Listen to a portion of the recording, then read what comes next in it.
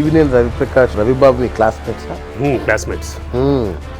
School వరకు ఇద్దరం 10th వరకు కలిసి రవిబాబు రవిబాబు తెలుస్తాం. సో రవిప్రకాష్ టీవీనే రవిప్రకాష్ అంటే అందరికీ తెలుసు. ఓకే. వాడి వల్లే టీవీనేలోకి రావడం.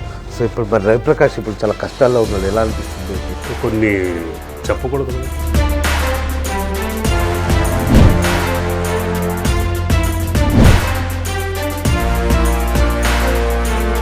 ఒకరోజు టీవీలో ఒక వార్త చూసా, హర్షవర్ధన్ అరెస్ట్ అని. షాక్, ఏమైంది?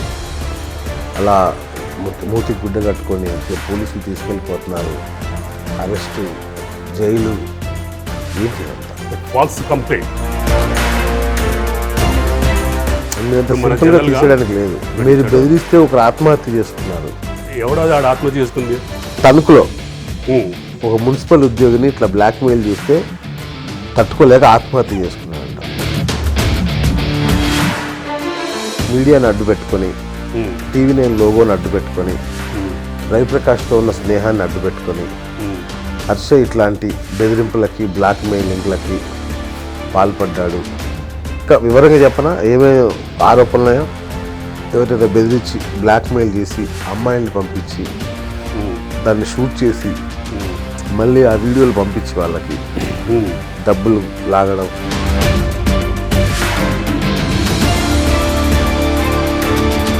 ఈ కేసు అప్పుడు రవిప్రకాష్ అన్న హెల్ప్ చేశాడా మీకు?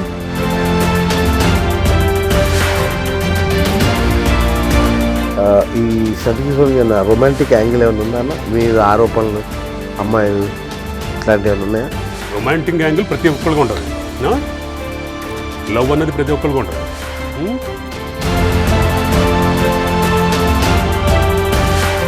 Hi viewers, welcome to top Telugu TV BS talk show.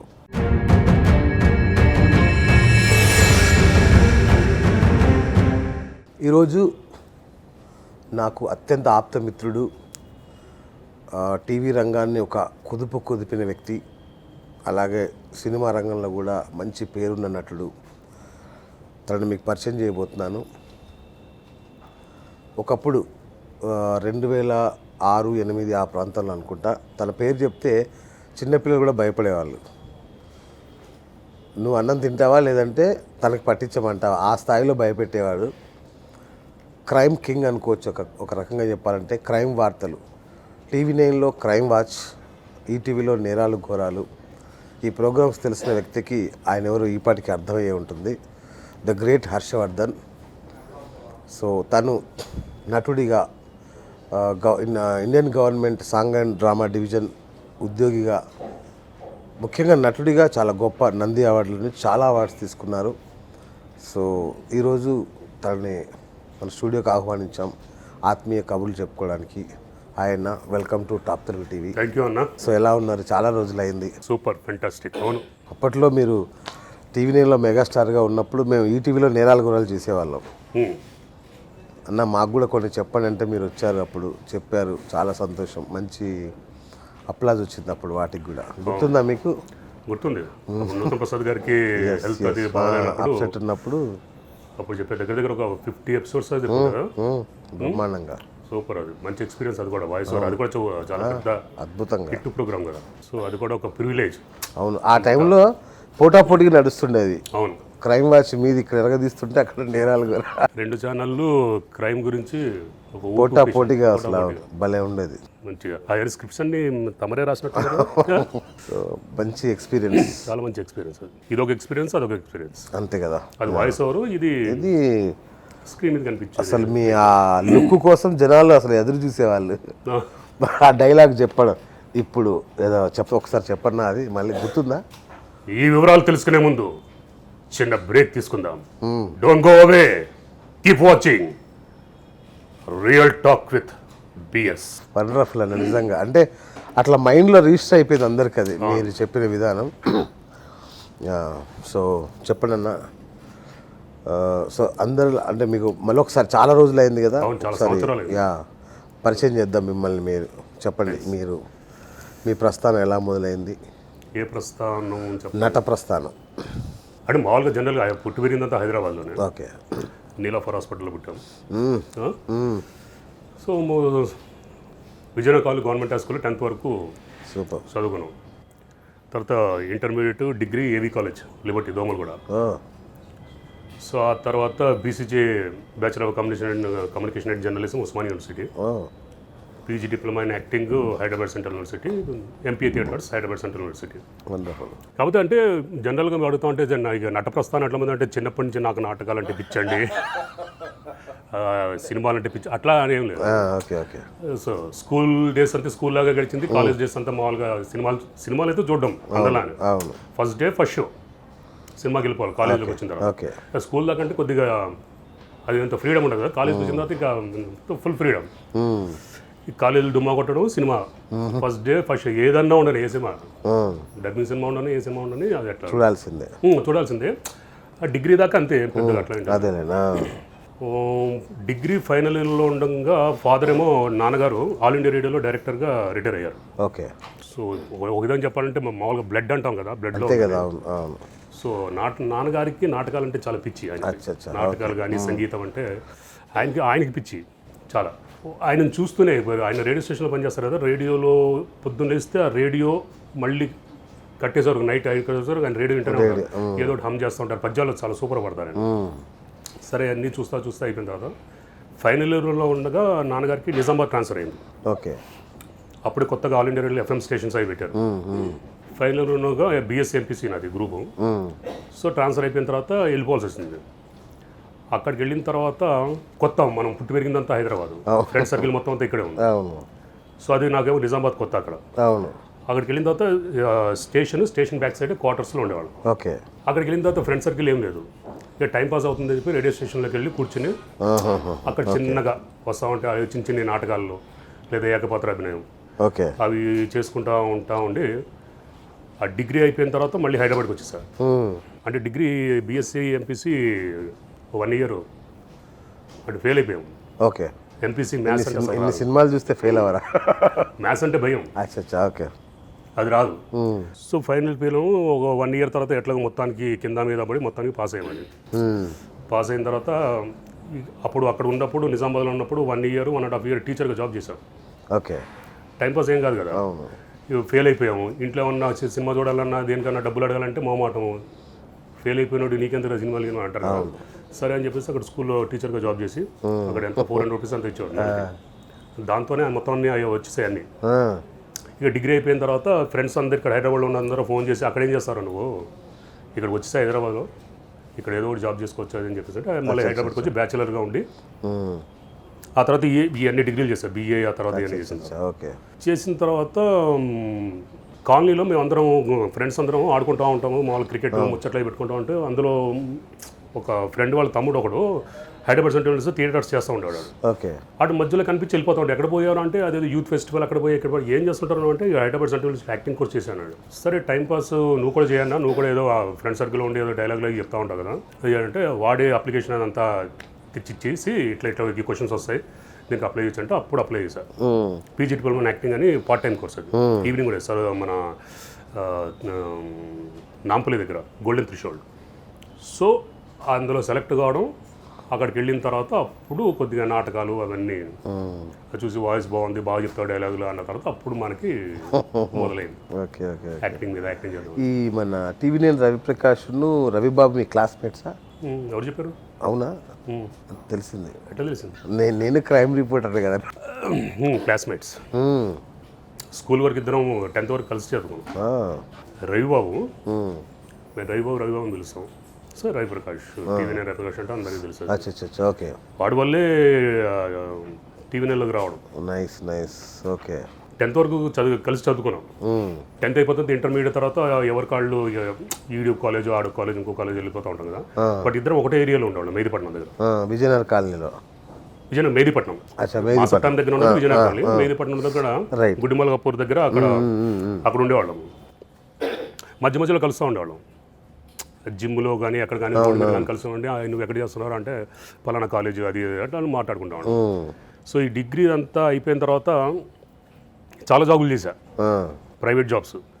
Sales రిప్గా, సేల్స్ ఎగ్జిక్యూటివ్, బిజినెస్ పేర్లన్నీ డిఫరెంట్గా ఉంటాయి. అవును. చేసే ప్రోడక్ట్స్ అంతా సేల్ చేయాలి, మనకు అంత టాలెంట్ ఉండేది కదా. ఎల్లు కొన్ని ప్లీజ్ చేసి ప్రోడక్ట్ చెప్పాలి, అంటే అవును.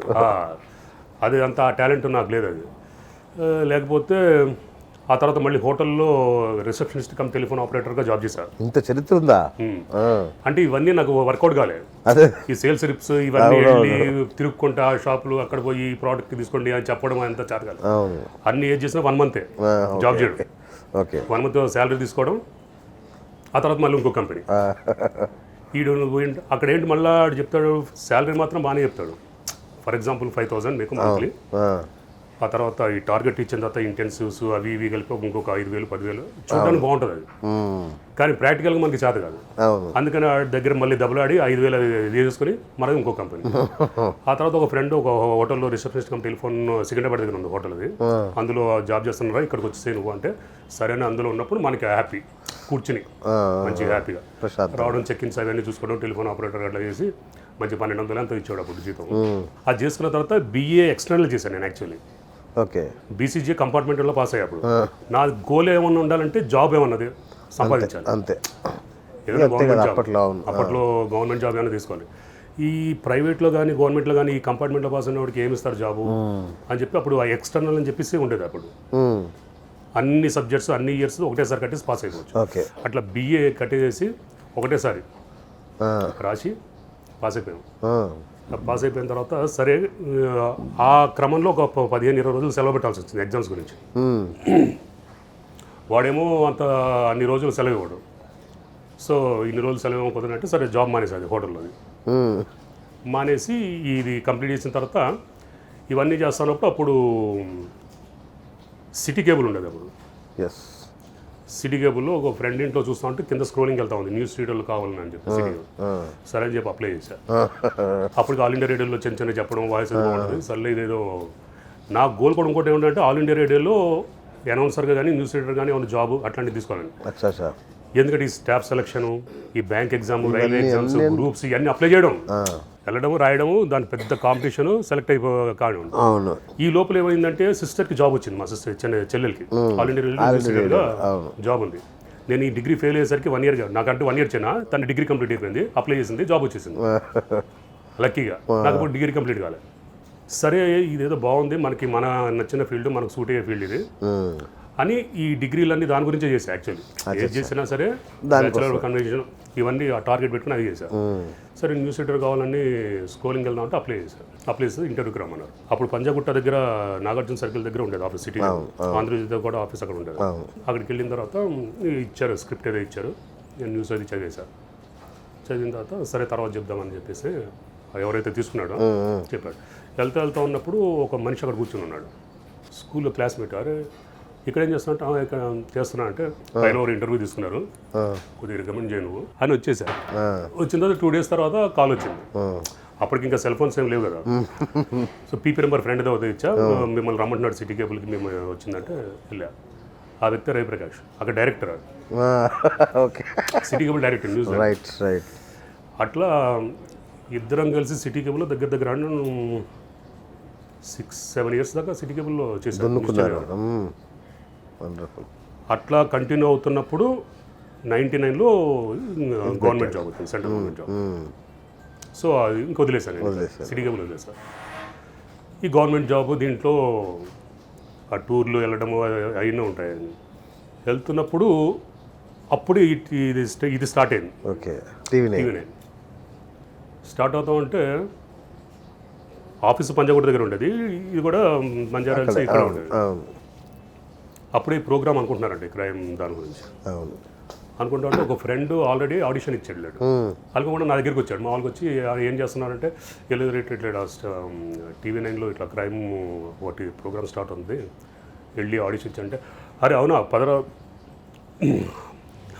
రవి నాకు ఫ్రెండే, నేను రికమెండ్ చేస్తా అని వాడిని రికమెండ్ చేయడానికి కలవడానికి మాకు చాలా కాలమైంది కదా, కలిసి కూడా కలుద్దాము, ప్లస్ వీళ్ళు కూడా చెప్దాం అన్నట్టుగా నేను వెళ్ళేసరికి నన్ను పట్టుకున్నారు.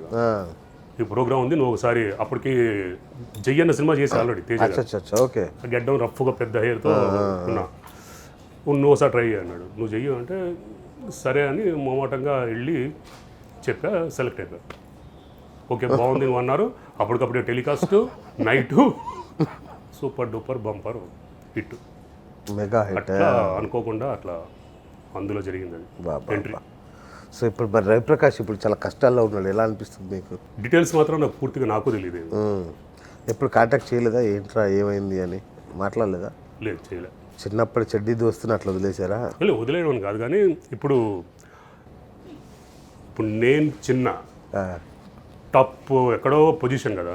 ఎంతైనా ఫ్రెండే ఫ్రెండే, బట్ తను చూసుకోగలుగుతాడు కదా ఏమున్నా ఏంటన్నది. బ్రహ్మాండంగా మాట్లాడదు, కొన్ని చెప్పకూడదు కదా.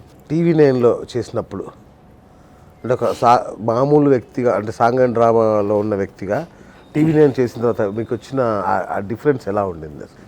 పబ్లిక్లో ఇమేజ్ కానీ అవి తెలిసిందే కదా. ఇప్పుడు కూడా చూసాం, ఇప్పటికీ ఆ ఇమేజ్ వెంటాడుతున్నట్టుంది. అదే కొద్దిగా ఒక్కొక్కసారి ఆశ్చర్యంగా ఉంటుంది, ఆనందం. మానేసి కూడా కొన్ని సంవత్సరాలు కదా, ఇప్పటికీ స్టిల్ ఇప్పటికి ఎక్కడ పోయినా సరే అదే గుర్తింపు, అదే నిన్న మొన్న జరిగినట్టుగా అడుగుతూ ఉంటారు. నిజంగా దాంట్లో తప్పేం లేదు, ఎందుకంటే నాకు కూడా ఇప్పటికి కళ్ళల్లో ఉంటుంది. డోంట్ గో అవే ఇట్లా చెప్పడం, ఆ స్టైల్, ఆ వాయిస్, ఆ మాడ్యులేషను అనితర సాధ్యం. అంటే ఇంక మళ్ళీ ఎవరికి అంత మంచి రాలా ఇంతవరకు నేను చూస్తే. అలాంటి మాడ్యులేషన్తో చెప్పేవాళ్ళు ఇంత రాలా. అంటే ఎట్లా చెప్పొచ్చు అంటే సాయి కుమార్ వాళ్ళ తమ్ముడు ఉన్నాడు కదా రవిశంకర్, తర్వాత మీ పేరు తీసుకోవచ్చు. నిజంగా అంత మంచి వాయిస్. కానీ మీకు వాయిస్ పరంగా ఆ బ్రేక్ ఎందుకు రాలేదా అని నేను ఆశ్చర్యపోతున్నాను నిజానికి. డబ్బింగ్ సేమ్ చెప్పరా? చెప్పే కదా డబ్బింగ్స్. డబ్బింగ్ యూనియన్లో మెంబర్ని, అది ఎప్పుడు 90sలో ఎప్పుడో తీసుకున్నాను. Okay okay. చాలా సినిమాలు చెప్పా, స్టార్టింగ్లో చెప్పా అప్పుడు. Okay okay okay. డబ్బింగ్ కూడా స్టార్టింగ్ సినిమాలో అప్పుడు చెప్పి చిన్న చిన్న బిట్లు చెప్పించేవాళ్ళు. ఇప్పుడు ఆ తర్వాత నుంచి మామూలు బాంబే నుంచి వస్తూ ఉంటారు కదా విలన్స్, వాళ్ళకి కొంతమంది చెప్పారు. ఎక్కువగా మన తన పేరేంటి కాటరాజు ఉన్నాడు కదా, కాటరాజు ఆల్మోస్ట్ ఆల్ ఒక స్టార్టింగ్లో అన్ని సినిమాలకి నేనే చెప్పాను. అవునా? ఓకే. డి రెడీ ఇంకేదో పేర్లు ఉండేది, ఆల్మోస్ట్ ఆల్ చాలా సినిమాలకి నేనే చెప్పాను. ఓకే. ఇక వాయిస్ ఓవర్లు అంటే కొన్ని వందల వాయిస్ ఓవర్లు అవి లెక్కలేదు. ఇంకా బుల్లితెర నుంచి వెండితెరకి వెళ్ళా, లేదా వెండితెర నుంచి బుల్లితెరకి వెళ్ళారా? బుల్లితెర నుంచి వెండితెరక? వెండితెర నుంచి బుల్లితెరకి. ఓకే. ఫస్ట్ సినిమా అప్పుడు పేరు పెట్టలేదు, పేరు లేని సినిమా అని చెప్పేసి ఒకటి వచ్చింది. అవును అవును అవును. ఓహో.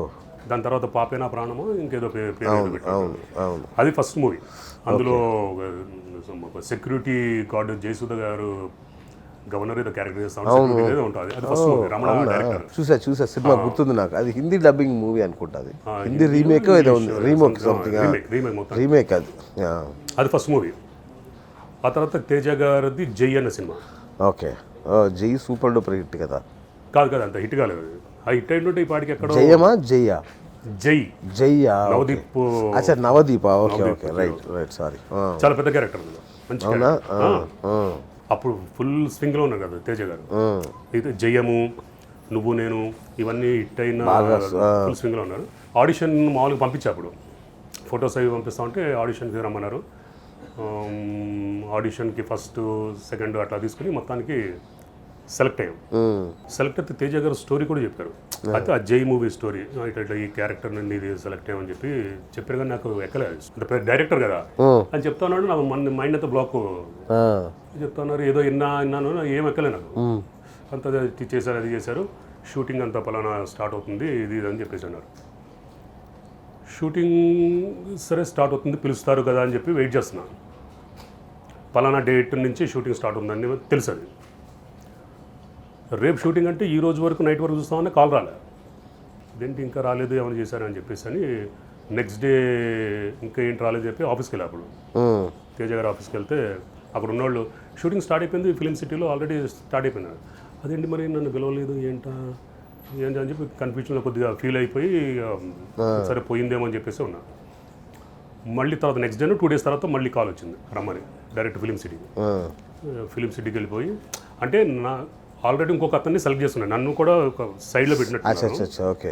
తను సరిగ్గా చేయకపోవడమో ఇంకో సంథింగ్ ఏదో జరిగింది, అది ఏదో అయిందట, నాకు తెలియదు. అది డైరెక్షన్ డిపార్ట్మెంట్ వాళ్ళ తర్వాత చెప్పారు, అట్లా సెట్ కావట్లేదు అందుకని అని చెప్పేసి. ఫస్ట్ డే అంతా తనతో షూటింగ్ అది చేశారు.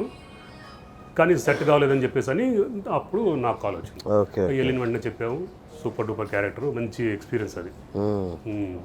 తేజ అందరిని కొడతాడని తిడతాడని అట్లా ఉంటుంది కదన్నా, నిజమేనా అది? నేను విన్నా, కానీ ఆ సినిమా అప్పుడు నేనున్నప్పుడు మాత్రం ఎవరిని కొట్టినట్టు ఏం కనిపించలేను నేనున్న షార్ట్స్లో నేనున్నప్పుడు. Okay okay. బట్ ఇండమ అందరితో పాటు నేనే అట్లా తిడతారు అదే అమ్మ. నేను ఉన్నప్పుడైతే ఏం జరగలేదు. మరి నేను లేనప్పుడు ఏమన్నా జరిగిందా అంటే అది కూడా నాకు అంత లేదు, కానీ కొద్దిగా కోపడతారు, ప్రాక్టికల్గా ఉంటారు. షార్ట్ ఇది ఇది అని ఫస్ట్ మాత్రం ఎక్స్ప్లెయిన్ చేస్తారు, చెప్పారు కూడా. నీకు అర్థం కాకపోతే మళ్ళీ చెప్తా, లేదా మళ్ళీ చెప్తా, కానీ అర్థమైనటువంటి నటించి కెమెరా ముందుకెళ్ళి తప్పు చేసామంటే మాత్రం కోపం వస్తుంది. ఇప్పుడు యాక్చువల్ లీడ్ ఇచ్చావు కానీ ఎందుకు ఆపేవు? చెప్పకూడదని నేను ఆపేవా? తేజ గారు స్టోరీ చెప్పారు నేను వినలేదు అని లీడ్ అయితే ఇచ్చావు కానీ ఆపేసావు అక్కడే. వినలేదంటే నాకు ఎక్కలేదు అంటే అంత పెద్ద డైరెక్టర్ చెప్తున్నాడంటే ఇట్లాగే చూస్తా కూర్చున్నాం, కానీ ఏదో ఆయన చెప్తా ఉన్నారు, స్టోరీ ఎక్కలేదు నాకు. చెప్పారు ఒక 2 నిమిషాలు 3 నిమిషాల తర్వాత అయినా, ఆ తర్వాత ఇంకా ఏంటి చెప్తా ఉన్నారు ఎక్కలేదు. ఏదో క్యారెక్టర్ ఏదో చెప్పేశారు, అంతా మామూలుగా గడ్డం ఉంటే బాగుంటుంది అది అని అన్ని టెస్ట్లు అన్నీ చేసుకున్నారు. ఓకే షూటింగ్ అప్పుడు పిలుస్తామని చెప్పి పంపించారు అది. Okay okay okay. తర్వాత ఏం చేశారు? పెద్ద సినిమాలు ఏం చేశారు? జై తర్వాత దగ్గర ఒక 34 సినిమాలు చేసినట్టున్నాను. పెద్ద సినిమాలు అందరూ తేజ గారి దగ్గర చేశారు, గుణశేఖర్ గారి దగ్గర చేశారు, సైనికుడు సినిమా, ఓకే, ఈ సత్యనారాయణ గారి దగ్గర చేశారు. పెళ్ళైంది కానీ అన్న సినిమా, అది కూడా మంచి పెద్ద క్యారెక్టర్ అది. పెళ్ళైంది కానీ అల్లరి నరేష్, మంచి స్టోరీ అది. పోయింది అనుకుంటా పోయింది ఆ సినిమా. అది మనకి ఇంకా ఎందుకు ఏంటనేది అంత డీటెయిల్స్ అంత ఎక్స్పీరియన్స్ లేదు, మనకేం లేదు ఈ సినిమా అది. కానీ చాలా బాగా లైక్ చేసేవారు ఈ సత్యనారాయణ గారు. ఇది చూసే ఈ క్రైమ్ వాచ్ అన్నది చూసే పిలిచారు. ఓకే. సినిమాలు కూడా మొత్తం అంతా అదే టైప్ ఆఫ్ డైలాగ్ చెప్తా ఉంటారు. కోట గారు కృష్ణబాబు గారు విలన్ గ్యాంగ్ ఇది. మధ్యలో ఉండి వీళ్ళు చేసేవన్నీ చెప్తా, కామెంట్ చేస్తా ఉంటారు, కామెడీ టైప్. నేను యూట్యూబ్ లో చూసినట్టు నా బిట్. మంచి క్యారెక్టర్ అన్నారు కూడా అప్పుడు. ఈ సినిమా చేసిన తర్వాత నీకు ఇంకా నువ్వు మానేసుకోవాలి మిగతావన్నీ ఇది అని చెప్పారు. కానీ సినిమా కొద్దిగా ఆయన కూడా చాలా ఫీల్ అయ్యారు. ఆయన ఫీల్ అయ్యి ఆయన సినిమాలో దగ్గర అన్ని తర్వాత వచ్చిన సినిమా ఆల్మోస్ట్ అన్ని దాంట్లో కూడా చేశారు. ఏదో క్యారెక్టర్ ఒకటి ఇచ్చేవాళ్ళు, ఇచ్చి నిన్ను ఎప్పటికన్నా నిలబడతా ఆర్టిస్ట్ని చేస్తా అని చెప్పేసి అన్నారు. ఈ లోపల ఆయన చనిపోవడం వెరీ సాడ్. నిజం గొప్ప దర్శకుడిని కోల్పోయాం మనం. చాలా మంచి, నేను చాలా బాగా లైక్ చేస్తాను ఆయన. ఎప్పుడు వెళ్ళినా సరే నేను ఏ డైరెక్టర్కి అన్నిసార్లు వెళ్ళాను. ఊరికే ఏదో మన ఫ్యామిలీ మన ఏదో ఇంటికి వెళ్ళినట్టుగా ఆఫీస్కి వెళ్ళిపోయాను. ఆఫీస్కి వెళ్ళిపోతే సినిమా స్టార్ట్ ఉంది కానీ వెళ్ళిపోయాడు. ఎందుకు వస్తున్నావు వర్షం, నువ్వు ఎందుకు వస్తున్నావు, నువ్వు ఉంటుంది, నువ్వు ఎందుకు వస్తావు, నువ్వు రావాల్సిన అవసరం లేదు అని ఉండేవాళ్ళు. ఎప్పుడు వెళ్ళినా సరే కూర్చోబెట్టి మంచిగా ఒక అవి ఇవి ముచ్చట్లు, పాలిటిక్స్ గురించి దాని గురించి అన్నీ మాట్లాడేవాళ్ళు. చాలా బాగా లైక్ చేసేవాళ్ళు ఆయన. ఆయన చనిపోవడం అనేది పెద్ద షాక్ అది నాకు. మామూలుగా చాలామంది నేను ఎవరి దగ్గరికి వెళ్ళలేదు చనిపోయినప్పుడు, నాకు కొద్దిగా అన్ఈజీ అట్లా ఉంటుంది. బట్ ఆయన చనిపోయినప్పుడు మాత్రం ఆయన ఒక్కడి దగ్గరికి వెళ్ళి ఇంటికి వెళ్ళి చూసి బాగా ఫీల్ అయ్యాము. అట్లా ఈవీ గారి దగ్గర చేసాము. తర్వాత సినిమాలు చేసాం, మన పోసాల కృష్ణ గారు డైరెక్ట్ ఆపరేషన్ దుర్యోధన, ఆ సినిమా కూడా చేసాం. ఓకే. అవన్నేమో కానీ లవ్కి నాకు భలే నచ్చుద్ది. అసలు చాలా నవ్వుకుంటారు, ఎప్పుడు చూసినా నవ్వుకుంటారు ఆ సినిమా. ఒకటే సీన్ కానీ హీరో భలే ఉంటుంది. చాలా బాగా చేశారు, అంటే వాళ్ళు కూడా చాలా బాగా చేశారు. డప్పది కొట్టుకుంటాం. అవును అవును, వండర్ఫుల్. అసలు ఈవెన్ గీతాంజలి కూడా మంచి క్యారెక్టర్. ఓకే, నేను మిస్ అయ్యా. గీతాంజలి సినిమాలు కూడా మంచి క్యారెక్టర్, అది కూడా సూపర్ డూపర్ హిట్ అయింది. బాగుమతిలో కూడా చేసాం. ఓకే, బాగుమతిలో గుర్తుండిపోయే క్యారెక్టర్ ఏం చేశారన్నా? ఫస్ట్ జై అన్నదే పెద్ద లెంత్ క్యారెక్టర్ కాబట్టి అది బాగా నచ్చిన క్యారెక్టర్. అది ఓకే ఓకే, మంచి విగ్రస్ పెద్ద డైలాగులు. అది పెళ్ళైంది కానీ ఈవీ గారిది. ఓకే, ఆపరేషన్ దుర్యోధన, మామూలుగా ఇది మన గీతాంజలి, ఇవన్నీ మంచి క్యారెక్టర్లు. మా చిన్న చిన్న క్యారెక్టర్లు అన్నీ కొన్ని కూడా చేసాం. ఈవెన్ మైసమ్ ఐపీఎస్ అని చెప్పి ఆ సినిమా వచ్చింది, అందులో కూడా మంచి ముమైత్ ఖాన్, అందులో కూడా మంచి క్యారెక్టర్, మంచి లెంత్ డైలాగ్. ఏది చెప్పినా మనకి సింగిల్ టెక్. ఓకే, సింగిల్ టెక్లో చెప్పేస్తాం. కానీ ఎందుకో నాకు అనిపిస్తుంది మీకు రావాల్సినంత గుర్తింపు రాలేదేమో సినిమాలలో అనిపిస్తుంది నాకు. ఏమై ఉంటుంది అన్నారు, చాలామంది అన్నారు అట్లా. ఎందుకంటే అట్లీస్ట్ విలన్ సైడ్ అయినా, డబ్బింగ్ సైడ్ అయినా, ఎటు చూసిన యాక్టింగ్ సైడ్ అయినా బ్రహ్మాండంగా, అంటే అన్ని అర్హతలు ఉన్న వ్యక్తి కదా, ట్రైన్డ్ ఆర్టిస్ట్, థియేటర్ బ్యాక్గ్రౌండ్ ఉంది, అద్భుతమైన వాయిస్ ఉంది. నటన సామర్థ్యం ఉంది. ఉమ్. ఏంటి ఇండస్ట్రీలో మామూలుగా అందరు చెప్తా ఉంటారు కదా, టాలెంట్ కంటే సినిమా హిట్ అవ్వాలి అన్నది. అవునవునవును. ఎవరు ఆవగించేంత టాలెంట్ ఉన్నా గుమ్మడికాయ అంత అదృష్టం ఉండాలి. అట్లా ఉండాలన్న టైప్ అది. కొన్ని మంచి పెద్ద క్యారెక్టర్ సినిమాలు కొన్ని ఇవే జై అన్నది కానీ ఇంకోటి ఆడలేదు. మిగతా కొన్ని సూపర్ డూపర్ హిట్ కూడా ఉన్నాయి, కానీ అప్రోచ్ నాది తిరుగుతూ ఉండాలి. సినిమా ఇండస్ట్రీలో ఏంటంటే టచ్లో ఉండాలి. అవును, అందరితో టచ్లో ఉండాలి. నాకేమో ఇప్పుడు ఒక జాబ్ ఒకటి ఉంది. అవును. సో కొద్దిగా బద్ధకం, సర్లే వెళ్దాము తిరుగుదాము వెళ్దాం అని అట్లా ఎవరైనా పిలిస్తే చేయడం తప్పితే నా అంతటా నేను వెళ్ళి అప్రోచ్ అవ్వడం అనేది లేదు, చాలా చాలా తక్కువ. ఎప్పటికప్పుడు అనుకుంటా ఉంటా, వెళ్దాం కలుద్దాము, ఆ డైరెక్టర్ని కలుద్దాం, ఈ డైరెక్టర్ కలుద్దాం, ఇట్లా అనుకున్నప్పుడు సినిమా స్టార్ట్ అవుతుంది, రిలీజ్ కూడా సో అది బహుశా అది నాదే ఫాల్ట్. అది చెయ్యాలి. ఈ డబ్బింగ్ దాంట్లో అదొక కోరుకుంటా, డబ్బింగ్ చెప్పాలన్నది అంత చెప్తే దాంట్లోనే మనం అందులో ఫుల్ అట్లా అని చెప్పినంత వరకు ఓకే. ఓకే, డబ్బింగ్ కూడా చెప్పడం కొద్ది చాలా కష్టం అది యాక్చువల్లీ. అవును, చాలా గొప్ప విద్య కదన్నా. ఆడు చెప్పే దరిద్రమైన లిప్ మూమెంట్కి, ఆడు చెప్పే మామూలు వీళ్ళే దరిద్రంగా యాక్టింగ్ చేస్తాడో వాడికి కదా డబ్బింగ్ చెప్పాడు. ఇంక వాడికి ఆ లిప్ సింకేటట్టుగా చెప్పడం అన్నది అబ్బా కొద్దిగా హెక్టిక్ వర్క్. అసలు నిజం చెప్పాలంటే ఇప్పుడున్న విలన్స్కి ఎప్పుడైతే సోకాల్డ్ మన బాంబే నుంచి వస్తున్న వాళ్ళందరికీ వీళ్ళందరినీ నిలబెట్టింది డబ్బింగ్ ఆర్టిస్ట్. రవిశంకర్ కావచ్చు, లేకపోతే మన ఆర్సీఎం కావచ్చు, వీళ్ళు ఇచ్చిన దాని మీదే వాళ్ళు నిలబెట్టారు. లేదంటే ఏముంటుంది అలా, కష్టం అది చాలా డబ్బింగ్. సరే, కాకపోతే యాక్టింగ్లోనే మనం సినిమాల్లోనే కొద్దిగా మీరు అన్నట్టుగా బ్రేక్ రావాలి. దానికి నేనే అప్రోచ్ అవ్వాలి. నాటకాల దుమ్ము దులిపేశాను. 2 సార్లు నంది అవార్డు ఉంది నాకు. టీవీ అయితే ఓకే, సాటిస్ఫాక్షన్. నాటకాల్లో కూడా సాటిస్ఫాక్షన్ ఉంది. నాటకాల్లో మీరు వేసిన మంచి నాటకం ఏదన్నా బాగా డైలాగ్ అద్భుతంగా చెప్పాలి ఇప్పుడు మాకు ఒకటి మంచి డైలాగ్. గుర్తులేదు కానీ అంటే ఫస్ట్ నంది అవార్డు వచ్చింది ఒక ఓవర్లో 4 నిజాలు. అది యాక్చువల్లీ అది జపనీస్ మూవీ రోషమాన్ అని చెప్పేసింది కదా, Akira Kurosawa, world famous director. దాన్ని తెలుగులో డ్రామాటైజ్ చేశారు. భిక్షు గారు డైరెక్ట్ చేశారు, హైదరాబాద్ యూనివర్సిటీ. మీ నటన గురువు భిక్షు గారే కదా? భిక్షు గారు, డిఎస్ఎన్ మూర్తి గారు, చాట్ల శ్రీరాములు గారు. దానికి ఫస్ట్ నంది అవార్డు వచ్చింది. అది చాలా సూపర్ క్యారెక్టర్, అది బందిపోటు క్యారెక్టర్. అది నాకు బాగా నాటకాల్లో బాగా ఇష్టమైన క్యారెక్టర్. అది ఏముండదు, బెయిర్ బాడీ ఇట్లా కట్టేసుకుంటా, పంచగట్టి అడ్డ పంచ కట్టుకుని ఉండి డైలాగ్స్, ఫైట్స్, కొరియోగ్రఫీ 3 ఉన్నాయి అందులో. ఓకే. అరుణ భిక్షు గారు అని చెప్పి భిక్షు గారు మిస్సెస్ కొరియోగ్రఫీ డాన్సెస్, అందులో హీరోయిన్ని రేప్ చేసేది ఉంటుంది అనమాట. సో దాన్ని మనం రేపు సినిమాగానే సినిమాలో చూస్తూ వెళ్ళి పట్టుకొని చేసి అట్లా కాకుండా కొరియోగ్రఫీతో రేప్ జరిగినట్టుగా చూపించారు. ఓకే, నీకు ఆ మంచి అదృష్టం కూడా దక్కనీయకుండా చేశారా? హీరో టచ్ చేయకుండా, అదే కదా, టచ్ చేయకుండానే ఎక్స్ప్రెషన్స్తోనే దాంతోనే.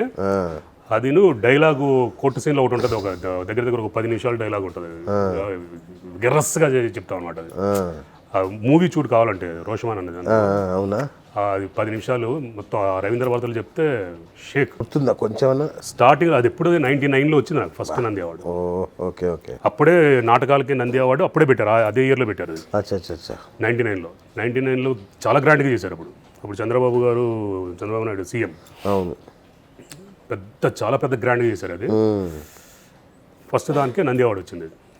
కొన్ని సంవత్సరాలకు ఆ డైలాగ్ అట్లా గుర్తుండిపోయింది, ఎందుకంటే అది యూనివర్సిటీలో కూడా చేసింది. అది హైదరాబాద్ సెంట్రల్ థియేటర్స్ చేస్తున్నప్పుడే అది కోర్సులో ఒక పార్ట్గా లాస్ట్ ఫైనల్ ఇయర్లో ఒకటి చేయాలన్నమాట, ఒక ప్రొడక్షన్ చేయాలి. సో దాన్నే నంది నాటకాలకి కడితే దానికి నాకు నంది అవార్డు వచ్చింది. సో కొన్ని సంవత్సరాలకు ఆ డైలాగ్ బయట అయిపోయింది. అది కొన్ని సంవత్సరాలు గుర్తుంది, కానీ ఆ తర్వాత ఇప్పుడు చెప్పమంటే కష్టం, గుర్తులేదు. ప్లస్ ఆ క్యారెక్టర్ ఇప్పుడు చేయమన్నా కూడా నేను చేయలేను, అంత సూపర్ క్యారెక్టర్ అది. ఆ తర్వాత టామీ అన్న ఒక నాటకం చేసాం, అజమాయిషి అని చేసాం. అజమాయిషి అన్న దానికి మళ్ళీ సెకండ్ టైం నంది అవార్డు వచ్చింది తిరుపతిలో జరిగినప్పుడు. అది కూడా super character, villain character. Paruchuri brothers దాంట్లో కూడా పార్టిసిపేట్ చేసి అందులో కూడా అవార్డు తీసుకున్నాం. పంతం పద్మనాభం అని చెప్పేసి మొత్తం ఆల్మోస్ట్ వాళ్ళు కొద్దిగా నాటకాల్లో ఏవైతే ప్రతిష్టాత్మకంగా ఉంటాయో అవార్డ్స్ అనేది తీసుకున్నాం నాటకాలు. టీవీలో సరే యాంకరింగ్ చేస్తా కూడా ప్రైవేటు ఆర్గనైజేషన్స్ ఇస్తూ ఉంటాయి కదా అవార్డ్స్, అవి తీసుకున్నాం. సినిమా ఒకటి మిగిలింది. ఇప్పుడు ఇది ఇంటర్వెల్లా ఏంటి? సినిమాకి సంబంధించినంత వరకు, కెరియర్కి సంబంధించి ఇంటర్వెల్ లాంటిది ఏం కాదు. ఇప్పుడు సంవత్సరానికి ఒక సినిమా కంటిన్యూ అవుతూ ఉంటుంది. అవునా? అమెరికాన్ అంటే అమెరికాన్ టైప్లో 2 సంవత్సరాలు చేస్తూ ఉంటాడు కదా, ఓకే ఓకే. సంవత్సరాలుగా అట్లా పిలిచి ఎట్లా పడుతూ ఉంటుంది సినిమా కంటిన్యూగా అన్నది. బ్రేక్ ఇచ్చినట్టు కాదు, బ్రేక్ ఇచ్చినట్టు కాదు, బ్రేక్ ఇచ్చినట్టే కాదు, పిలుస్తూ ఉంటే ఏదో చేస్తూ ఉంటున్నాం. కాకపోతే గ్యాప్ వస్తూ ఉంది, సినిమాకి గ్యాప్ వస్తూ ఉంది. కానీ ఓకే, అదే ఇప్పుడు దాన్ని కొద్దిగా కవర్ చేసుకుంటే ఇప్పుడు ఇదే వెళ్ళాలి, ఇప్పుడు చేద్దాం. సో నెక్స్ట్ లెవెల్లోకి వెళ్దాం. ఇప్పుడు మీరు నా ఫ్రెండ్, చాలా నిజంగా చెప్పండి మిమ్మల్ని చాలా నేను ఐడియల్గా చూసేవాడిని. ఎంత అద్భుతమైన వ్యక్తి, మన ఫ్రెండ్ అట్లా అనుకో. ఒకరోజు టీవీలో ఒక వార్త చూసా, హర్షవర్ధన్ అరెస్ట్ అని. షాక్, ఏమైంది? అలా మూతికి గుడ్డ కట్టుకొని పోలీసులు తీసుకెళ్ళిపోతున్నారు, అరెస్టు, జైలు, ఏంటిదంతా చూసా? తెలుసా నీకు కూడా? ఎస్, నాకే కాదు ప్రపంచానికి అంతటా తెలుసు. అవునా? ఎస్. ఏం జరిగింది అసలు? నా ఫ్రెండ్ నిజంగా అలాంటోడేనా?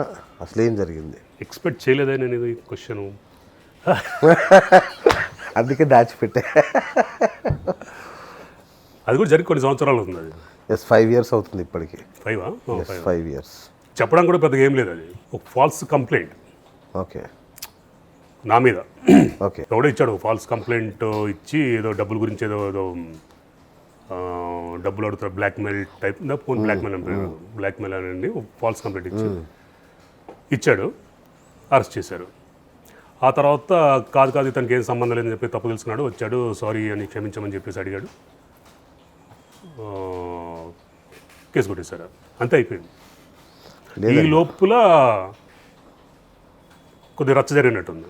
కొద్ది రచ్చ కాదన్నా, ఒకటి కాదు, ఆల్మోస్ట్ 5-6 కేసులు మీ మీద, ఒకటి కాదు. అట్లా వచ్చినాయి, అట్లా పుకార్లేదు. మీరంత సింపుల్గా తీసేయడానికి లేదు, దీనికి సాటిస్ఫై ఎలాంటి జవాబులు చెప్పాలి, మీరు అంత సింపుల్గా తీసేయద్దు. అవును, ఒకదాని తర్వాత ఏమన్నది నాకు తెలియదు, ఐడియా లేదు. బట్ ఒకటి ఫాల్స్ కంప్లైంట్ అది ఇచ్చాడు. అది ఇచ్చిన తర్వాత నాది తప్పు లేదేమని తెలుసుకుని వాడే వచ్చాడు, ఎవడైతే కంప్లైంట్. మీరు బెదిరిస్తే ఒకరు ఆత్మహత్య చేసుకున్నారు, ఆ కేసు కూడా ఉంది మీ మీద. జోక్, సీరియస్ అన్నా, అదే షాక్. మీరు డబ్బుల కోసం బ్లాక్మెయిల్ చేస్తే ఒకరు చచ్చిపోయాడని, ఒక కాలేజీ వాళ్ళని బెదిరించారని, 10 కోట్లు డిమాండ్ చేశారని, ఇట్లా ఒక 5 కేసులు ఉన్నాయి. నేను షాక్. ఏంటి మా హర్షని రోజు అన్న ఒక మంచి స్క్రిప్ట్ చూడన్నా, మంచి యాక్టింగ్ చేద్దాం, డ్రామా చేద్దాం అని అడిగి హర్షని ఇలా ఏంటిదంతా నాకు అర్థం కాలే ఫస్ట్. ఎవడు ఆత్మహత్య చేసుకున్నాడు? ఎవడు చేసుకుంటే టీవీలలో చాలా వచ్చాయి, అవి వస్తూ ఉంటాయి అట్లాగే. మామూలుగా మనకి యూట్యూబ్లో కానీ ఇంకో దాంట్లో కానీ వస్తూ ఉంటాయి కదా.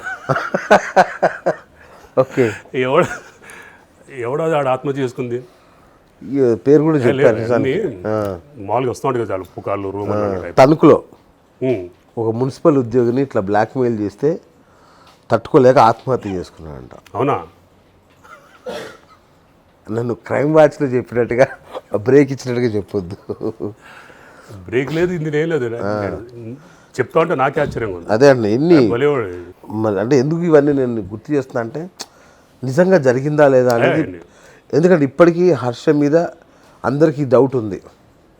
మీడియాని అడ్డు పెట్టుకొని, TV9 లోగోని అడ్డు పెట్టుకొని, రవిప్రకాష్తో ఉన్న స్నేహాన్ని అడ్డు పెట్టుకొని హర్ష ఇట్లాంటి బెదిరింపులకి, బ్లాక్మెయిలింగ్లకి పాల్పడ్డాడు.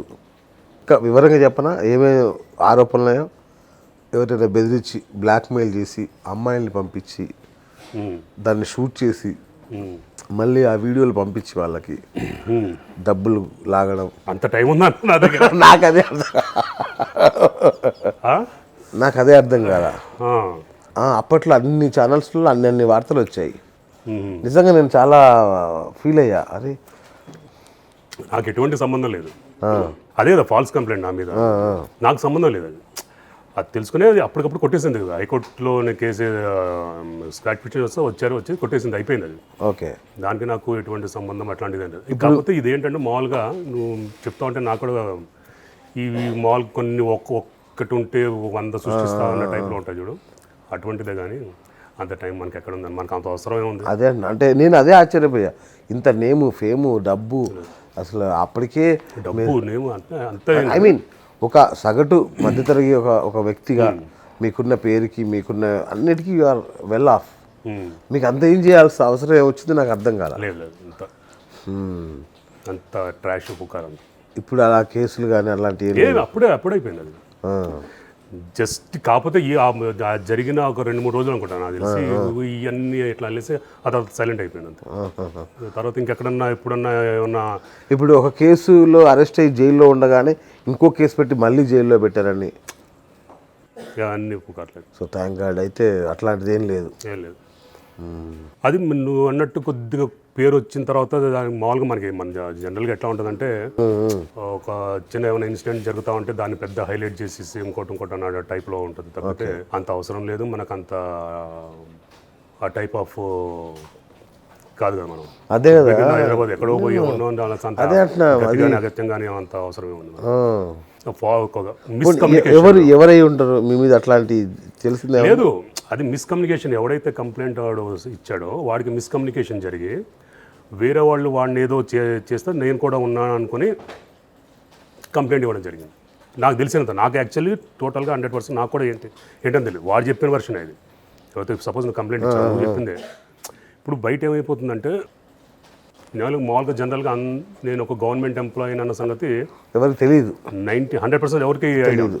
మామూలుగా చూసి యాక్టర్ యాంకర్ ఇట్లా అనుకుంటారు తప్పితే అది కొద్దిగా డ్రాప్ అయింది. వాడు కూడా ఇప్పుడు కంప్లైంట్ చేయడం నేను ఒక క్రైమ్ రిపోర్టర్ని, నేను కూడా ఇందులో జాబ్ చేస్తున్నాను టీవీ9లో, ఈ టీవీ9 ఎంప్లాయీ అట్లా మొత్తం అందరూ అనుకుంటారు కదా. అట్లా అనుకున్న మిస్కమ్యూనికేషన్తో వేరే వాళ్ళతో కలిపి నా మీద పెట్టాడు, నా మీద ఇచ్చాను, నా పేరు కూడా ఇంక్లూడ్ చేసి. ఆ తర్వాత తెలుసుకున్నాడు నాకు సంబంధం లేదని. సంబంధం లేదని విత్డ్రా చేసుకున్నాడు, అయిపోయిందండి. అది అంతే సింపుల్గా చెప్పాలంటే. చాలా పెద్ద ఇష్యూని ఒక నిమిషంలో తేల్చేసేవారు నిజంగా. అంటే అది జరిగింది అంతే. అది నేను చాలా పెద్దగా ఉంది స్టోరీ అనుకుంటున్నాను. ఏం లేదు, దానికి ఏమైనా మసాలా గిషాలు యాడ్ చేసి పెద్ద స్టోరీ ఏవద్దు, అవసరంలా. నా ఫ్రెండ్ అట్లాంటి వాడు అంటే నాకెంత బాధ. అవి ఉంటే పాటికి తెలుసు. హైదరాబాద్లో పుట్టినారు, హైదరాబాద్లో ఈ పాటికి ఎంతమంది మామూలుగా మన సర్కిల్లోనే చెప్తారు కదా, అరే ఇట్లా చేశాడు ఇక్కడ ఇట్లా అన్నదాన్ని ఆటోమేటిక్గా సర్కిల్ ఇక్కడ తెలిసిపోతుంది కదా. కానీ ఆ టైంలో అంతకుముందు ఆ కేసు రానికి ఒక 1-2 నెలల ముందో ఏమో మీ ఇంటికి వచ్చాను నేను. అప్పుడే మీరు ఇల్లు కడుతున్నారు, కొత్త ఇల్లు కూకట్పల్లిలో కడుతున్నాడు. అప్పుడు నేను అనుకున్నా, అన్న ఇలాంటి డబ్బులతో కడుతున్నాడు, మంచి పెద్ద ఇల్లు బ్రహ్మాండంగా కడుతున్నావు, ఇలాంటి డబ్బులతో కడుతున్నాడా అన్న అనుకున్నాను నేను. నిజంగా చాలా బాధపడ్డా. ఏంటిది ఆ టైంలో మిమ్మల్ని కాంటాక్ట్ చేయడం కుదరలా, ఎందుకంటే ఇక కేసులు ఈ గొడవల్లో ఉన్నాడు, ఏం పలకరిస్తాం అన్న, ఎలా ఉన్నావు అనేది అడగలేం ఆ టైంలో. సో అందుకని నేను మౌనంగా ఉండిపోయా. సరే ఇప్పుడు అవకాశం వచ్చింది, నా డౌట్ ప్రజల డౌట్ తీరిస్తే ఒక పని అయిపోద్ది అనేది నా ఫీలింగ్. కానీ నన్ను ఇంతవరకు ఎవరు మ్యాక్సిమం ఎవరు అడగలే అసలు, ఎవరు తెలియదు. మామూలుగా ఈవెన్ ఫ్రెండ్ సర్కిల్లో కూడా పెద్దగా ఇట్లా అయిందంటే కదా అని చెప్పి ఎవరు అడగలే, ఎవరికి తెలిసిందే. అసలు నాకు ఇంత డీటెయిల్గా అడుగుతుంటే ఎట్లా ఈ ఫీల్డ్లో ఉన్నా కాబట్టి బయట నన్ను ఇంతవరకు ఎవరు అట్లా అడగలేదు. బయట వాళ్ళకి ఎలా తెలిసేదా కొంత ఎవ్వరు మామూలుగానే తిరుగుతూ ఉంటాను ఎక్కడెక్కడ, ఎవరు అడగలేదు. ఆ ఇన్సిడెంట్ తర్వాత ఎవరు అడగల అస్సలు చాలా మంది తెలియదేమో, ఏంటో ఎవరన్నా అడుగుతారేమో అని చెప్పాను. కానీ అడుగుతూ మళ్ళీ వాళ్ళని చంపేస్తావు లేదు, ఎవరు అడగలేదు. క్రిమినల్ కదన్నా, మళ్ళీ అడిగితే చంపేస్తాడేమో అని భయానికి అడగలేదు. అంటే as per records. So case కూడా నమోదు కాలేదు. కేసు నమోదు అయింది, మామూలుగా జనరల్ అరెస్ట్ అయిన తర్వాత ఎఫ్ఐఆర్ అది మళ్ళీ దాని పోలీస్ స్టేషన్లో కేసు వాపసు అది తీసుకోవాలనుకుంటే సంబంధం ఉంటుంది, తీసుకోవాలి. వన్స్ ఒక్కసారి ఎఫ్ఐఆర్ అది అయిన తర్వాత కోర్టులోనే వాపసు తీసుకోవాలి. హైకోర్టులో స్క్వాష్ అయిపోయింది అప్పుడే. ఓకే, దానికి ఏమైనా ప్రూఫ్ కావాలా? అవసరం నువ్వు చెప్పావు, నాకు చాలా హ్యాపీ. జనానికి తెలియాలి. ఈ లోపల రచ్చ కొద్దిగా 3-4 రోజుల్లో రచ్చ జరిగినట్టుంది. ఓకే, చాలా వేసుకుంటారు కదా ఇక తప్పదు అన్ని చాలా. అంటే నేను బాధపడ్డ ఇదే మామూలుగా ఏంటంటే అనుకునేది అందరూ ఏంటంటే టీవీ9 ఎంప్లాయీ అంతే తెలియదు యాక్చువల్గా. అది మరి బ్యాడ్ టైం ఏమన్నా అట్లా జరిగింది అంతే. అంత మించి ఒకటి దగ్గర ఇంతవరకు మనం అయితే ఒక ₹2 అంటే నాకు తెలుసు కదా మీరు ఎంత వినయంగా, ఎంత ఒబీడియంట్గా ఉంటారు, ఎంత సిగ్గరి నువ్వు. అంటే ఏదన్నా అడగడానికి కూడా మొహమాట పడేది. చూడ్డానికి ఇట్లా అది బాహుబలి సినిమాలో వాడి పేరు వాళ్ళ ఉంటావు, కానీ అంత అట్లా ఉన్నా ఆ సిగ్గు వినయం కానీ అదే మీలో ఉండే అది చాలా గొప్పగా ఉంటుంది యాక్చువల్గా.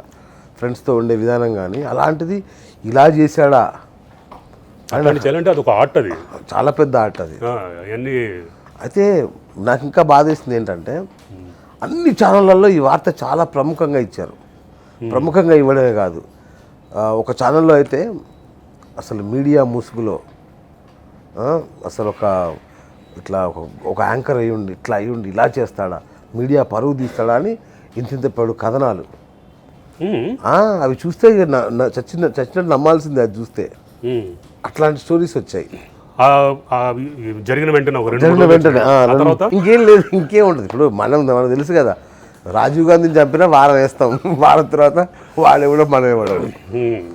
సో అదే జరుగుతూ ఉంటుంది. ఈ లోపల చేయాల్సిన కంపంతా చేసేసి వదిలేశారు ఆ విషయంలో. తర్వాత అట్లాంటిదే ఉండదు, అంత అవసరం లేదు కదా. హ్యాపీ జాబ్, అదే అంటున్నా. మిస్సెస్ కూడా గవర్నమెంట్ ఎంప్లాయీ, సిస్టరు, డాడీ, మీ అసలు ఇట్స్ వెరీ గుడ్ ఫ్యామిలీ నిజం చెప్పాలంటే. అంత అవసరం లేదు. పోలే నా డౌట్ తీరింది.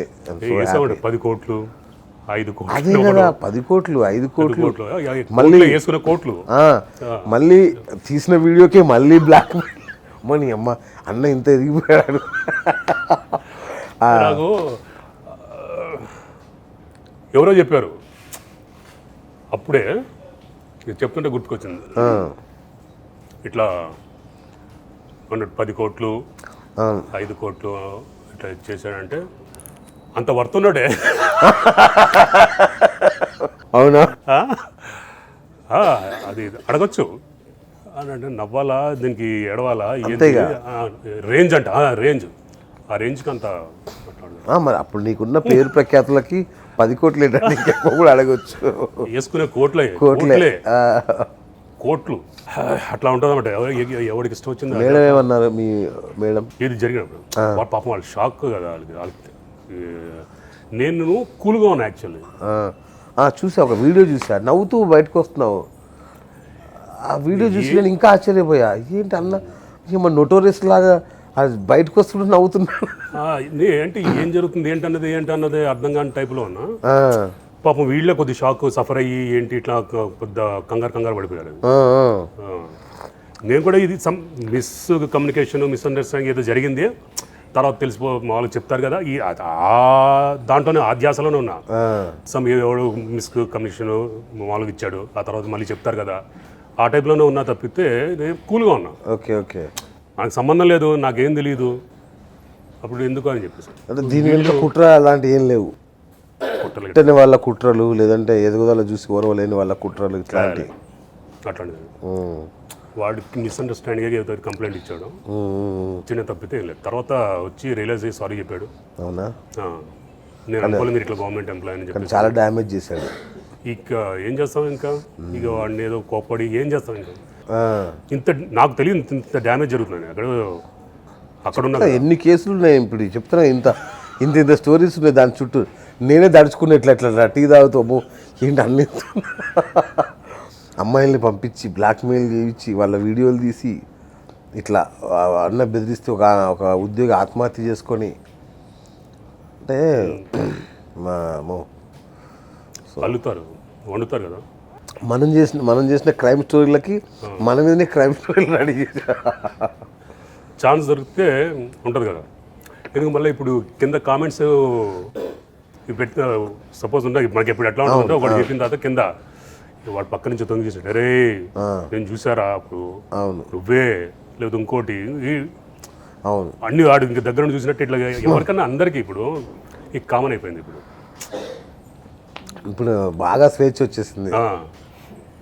ఎవరు ఇప్పుడు ప్రతి ఒక్కరిది కదా. అవును, నువ్వు ఎంతమందిని ఇంటర్వ్యూ చేస్తున్నావు సరే, అందరికి నెగిటివ్ కామెంట్స్ పెడతా ఉంటారు. ఏం చేస్తాం, నడుస్తూనే ఉంటే మనకి ఏముంటుందిలే, కానీ మనం స్వచ్ఛంగా ఉన్నంత వరకు ఏది మనల్ని బాధించలేదు, అంతే కదా. అమ్మ అయితే హ్యాపీగా ఉంది, హ్యాపీ జాబ్ అది చేసుకోవడం తప్పితే నాకున్న పెద్ద సందేహం తిరిగిపోయింది. నా ఐఎమ్ హ్యాపీ. ఎప్పటి నుంచో పెట్టుకొని ఉన్నా, చాలా ఇట్లా పెట్టుకొని కూర్చున్నా. సింపుల్, కాకపోతే నా మీద నీకున్న ప్రేమ నిజంగా నేను చాలా షాక్లోకి వెళ్ళిపోయా. అదేంటి అంటే నేను మామూలుగా మనం ఎవరైనా ఫ్రెండ్షిప్ చేసామంటే కాస్త ఒక మనం చూసుకుంటాం కదా, అలాంటిది కంప్లీట్ కాంట్రాస్ట్లో ఎలా ఉంది అని నాకు అర్థం కాల నిజానికి. So happy. సో ఇంకేంటన్నా goals, life ambitions? Goals, life, ambitions పెద్ద పదాలు వాడారు. నటుడిని, యాక్టర్ కాబట్టి వచ్చిన అవకాశాలని సద్వినియోగం ఏమంటారు అది చేసుకుంటూ వెళ్ళడమే. అది సినిమాల్లోనే ఒక మంచి క్యారెక్టర్ పడి ఒక పెద్ద పెద్ద గోల్స్ ఏమి ఉండవు మనకి. ఉన్నదాంతో సంతృప్తి పడడం అన్నది నాన్న నుంచి వచ్చింది. అది పెద్ద అంబిషన్ పెట్టుకుని ఆడంబరాలకు పోయి మన తాహతు మించి చేయడం అట్లాంటివి ఏం లేదు. ఉన్నదాంతో సంతృప్తి. కాకపోతే వచ్చినాయి సినిమాలు మంచి చేస్తున్నాను, మంచి క్యారెక్టర్స్ కొన్ని ఆడుతూ ఉంటాయి. కాకపోతే ఏంటంటే చాలామంది చెప్తూ ఉంటారు కదా, నేను చాలా ఫుల్ బిజీగా ఉంటారు యాక్టర్, బిజీగా ఉండి ఫ్లైట్లో వెళ్తున్నప్పుడు, కార్లో వెళ్తున్నప్పుడు మేకప్ వేసుకోవడము, బుక్కులు మార్చుకోవడం అంత బిజీగా ఉన్నారు. సో అట్లా ఒక 6 నెలలు 2 షిఫ్ట్లు 3 షిఫ్ట్లు అట్లా చెప్తూ ఉంటారు. ఫుల్ బిజీగా ఒక సినిమా రకరకాల క్యారెక్టర్స్ అవి చేశాను. సో ఒక 6 months, ఒక 1 year నేను కూడా అంత బిజీగా ఉండి అన్ని సినిమాలు చేసుకుంటా కొద్దిగా బిజీగా ఉండి ఆ లైఫ్ ఒక్కసారి చూడాలన్నది అంబిషన్. అంతే తప్పితే ఇందులో పాతుకుపోయి నేను అట్లా పెద్ద అన్ని సినిమాలు అట్లా ఉండి సినిమాలో ఒక అవార్డు, ఒక్కో సినిమాకి ఒక అవార్డా వస్తే అది కాదు, సినిమాలో కూడా ఒక అవార్డు అట్లాంటిది ఒకటి తీసుకుని. ఎందుకంటే టీవీలో చూస్తూ ఉంటాం కదా అవార్డ్ ఫంక్షన్స్ అవి బాగా చూస్తూ ఉంటాం, ఫిలిం ఫేర్ కానీ అవన్నీ కానీ ఇంట్లో ఉన్నప్పుడు టీవీ చేసినప్పుడు అది తీసుకుంటున్నప్పుడు అందరు అవార్డు తీసుకుంటున్నప్పుడు అట్లా చెప్తా ఉంటారు కదా, మనం కూడా ఒకసారి సరే అయితే ఒక డైలాగ్ ఉంటుంది ఏదో అది చెప్పండి. అవార్డు తీసుకున్నప్పుడు ఇలా చెప్పాలి, ఆస్కార్ అవార్డు కానీ ఏముంటుంది అక్కడ చెప్పాల్సింది. ఈ నాకు ఈ డైరెక్టర్కి థ్యాంక్స్,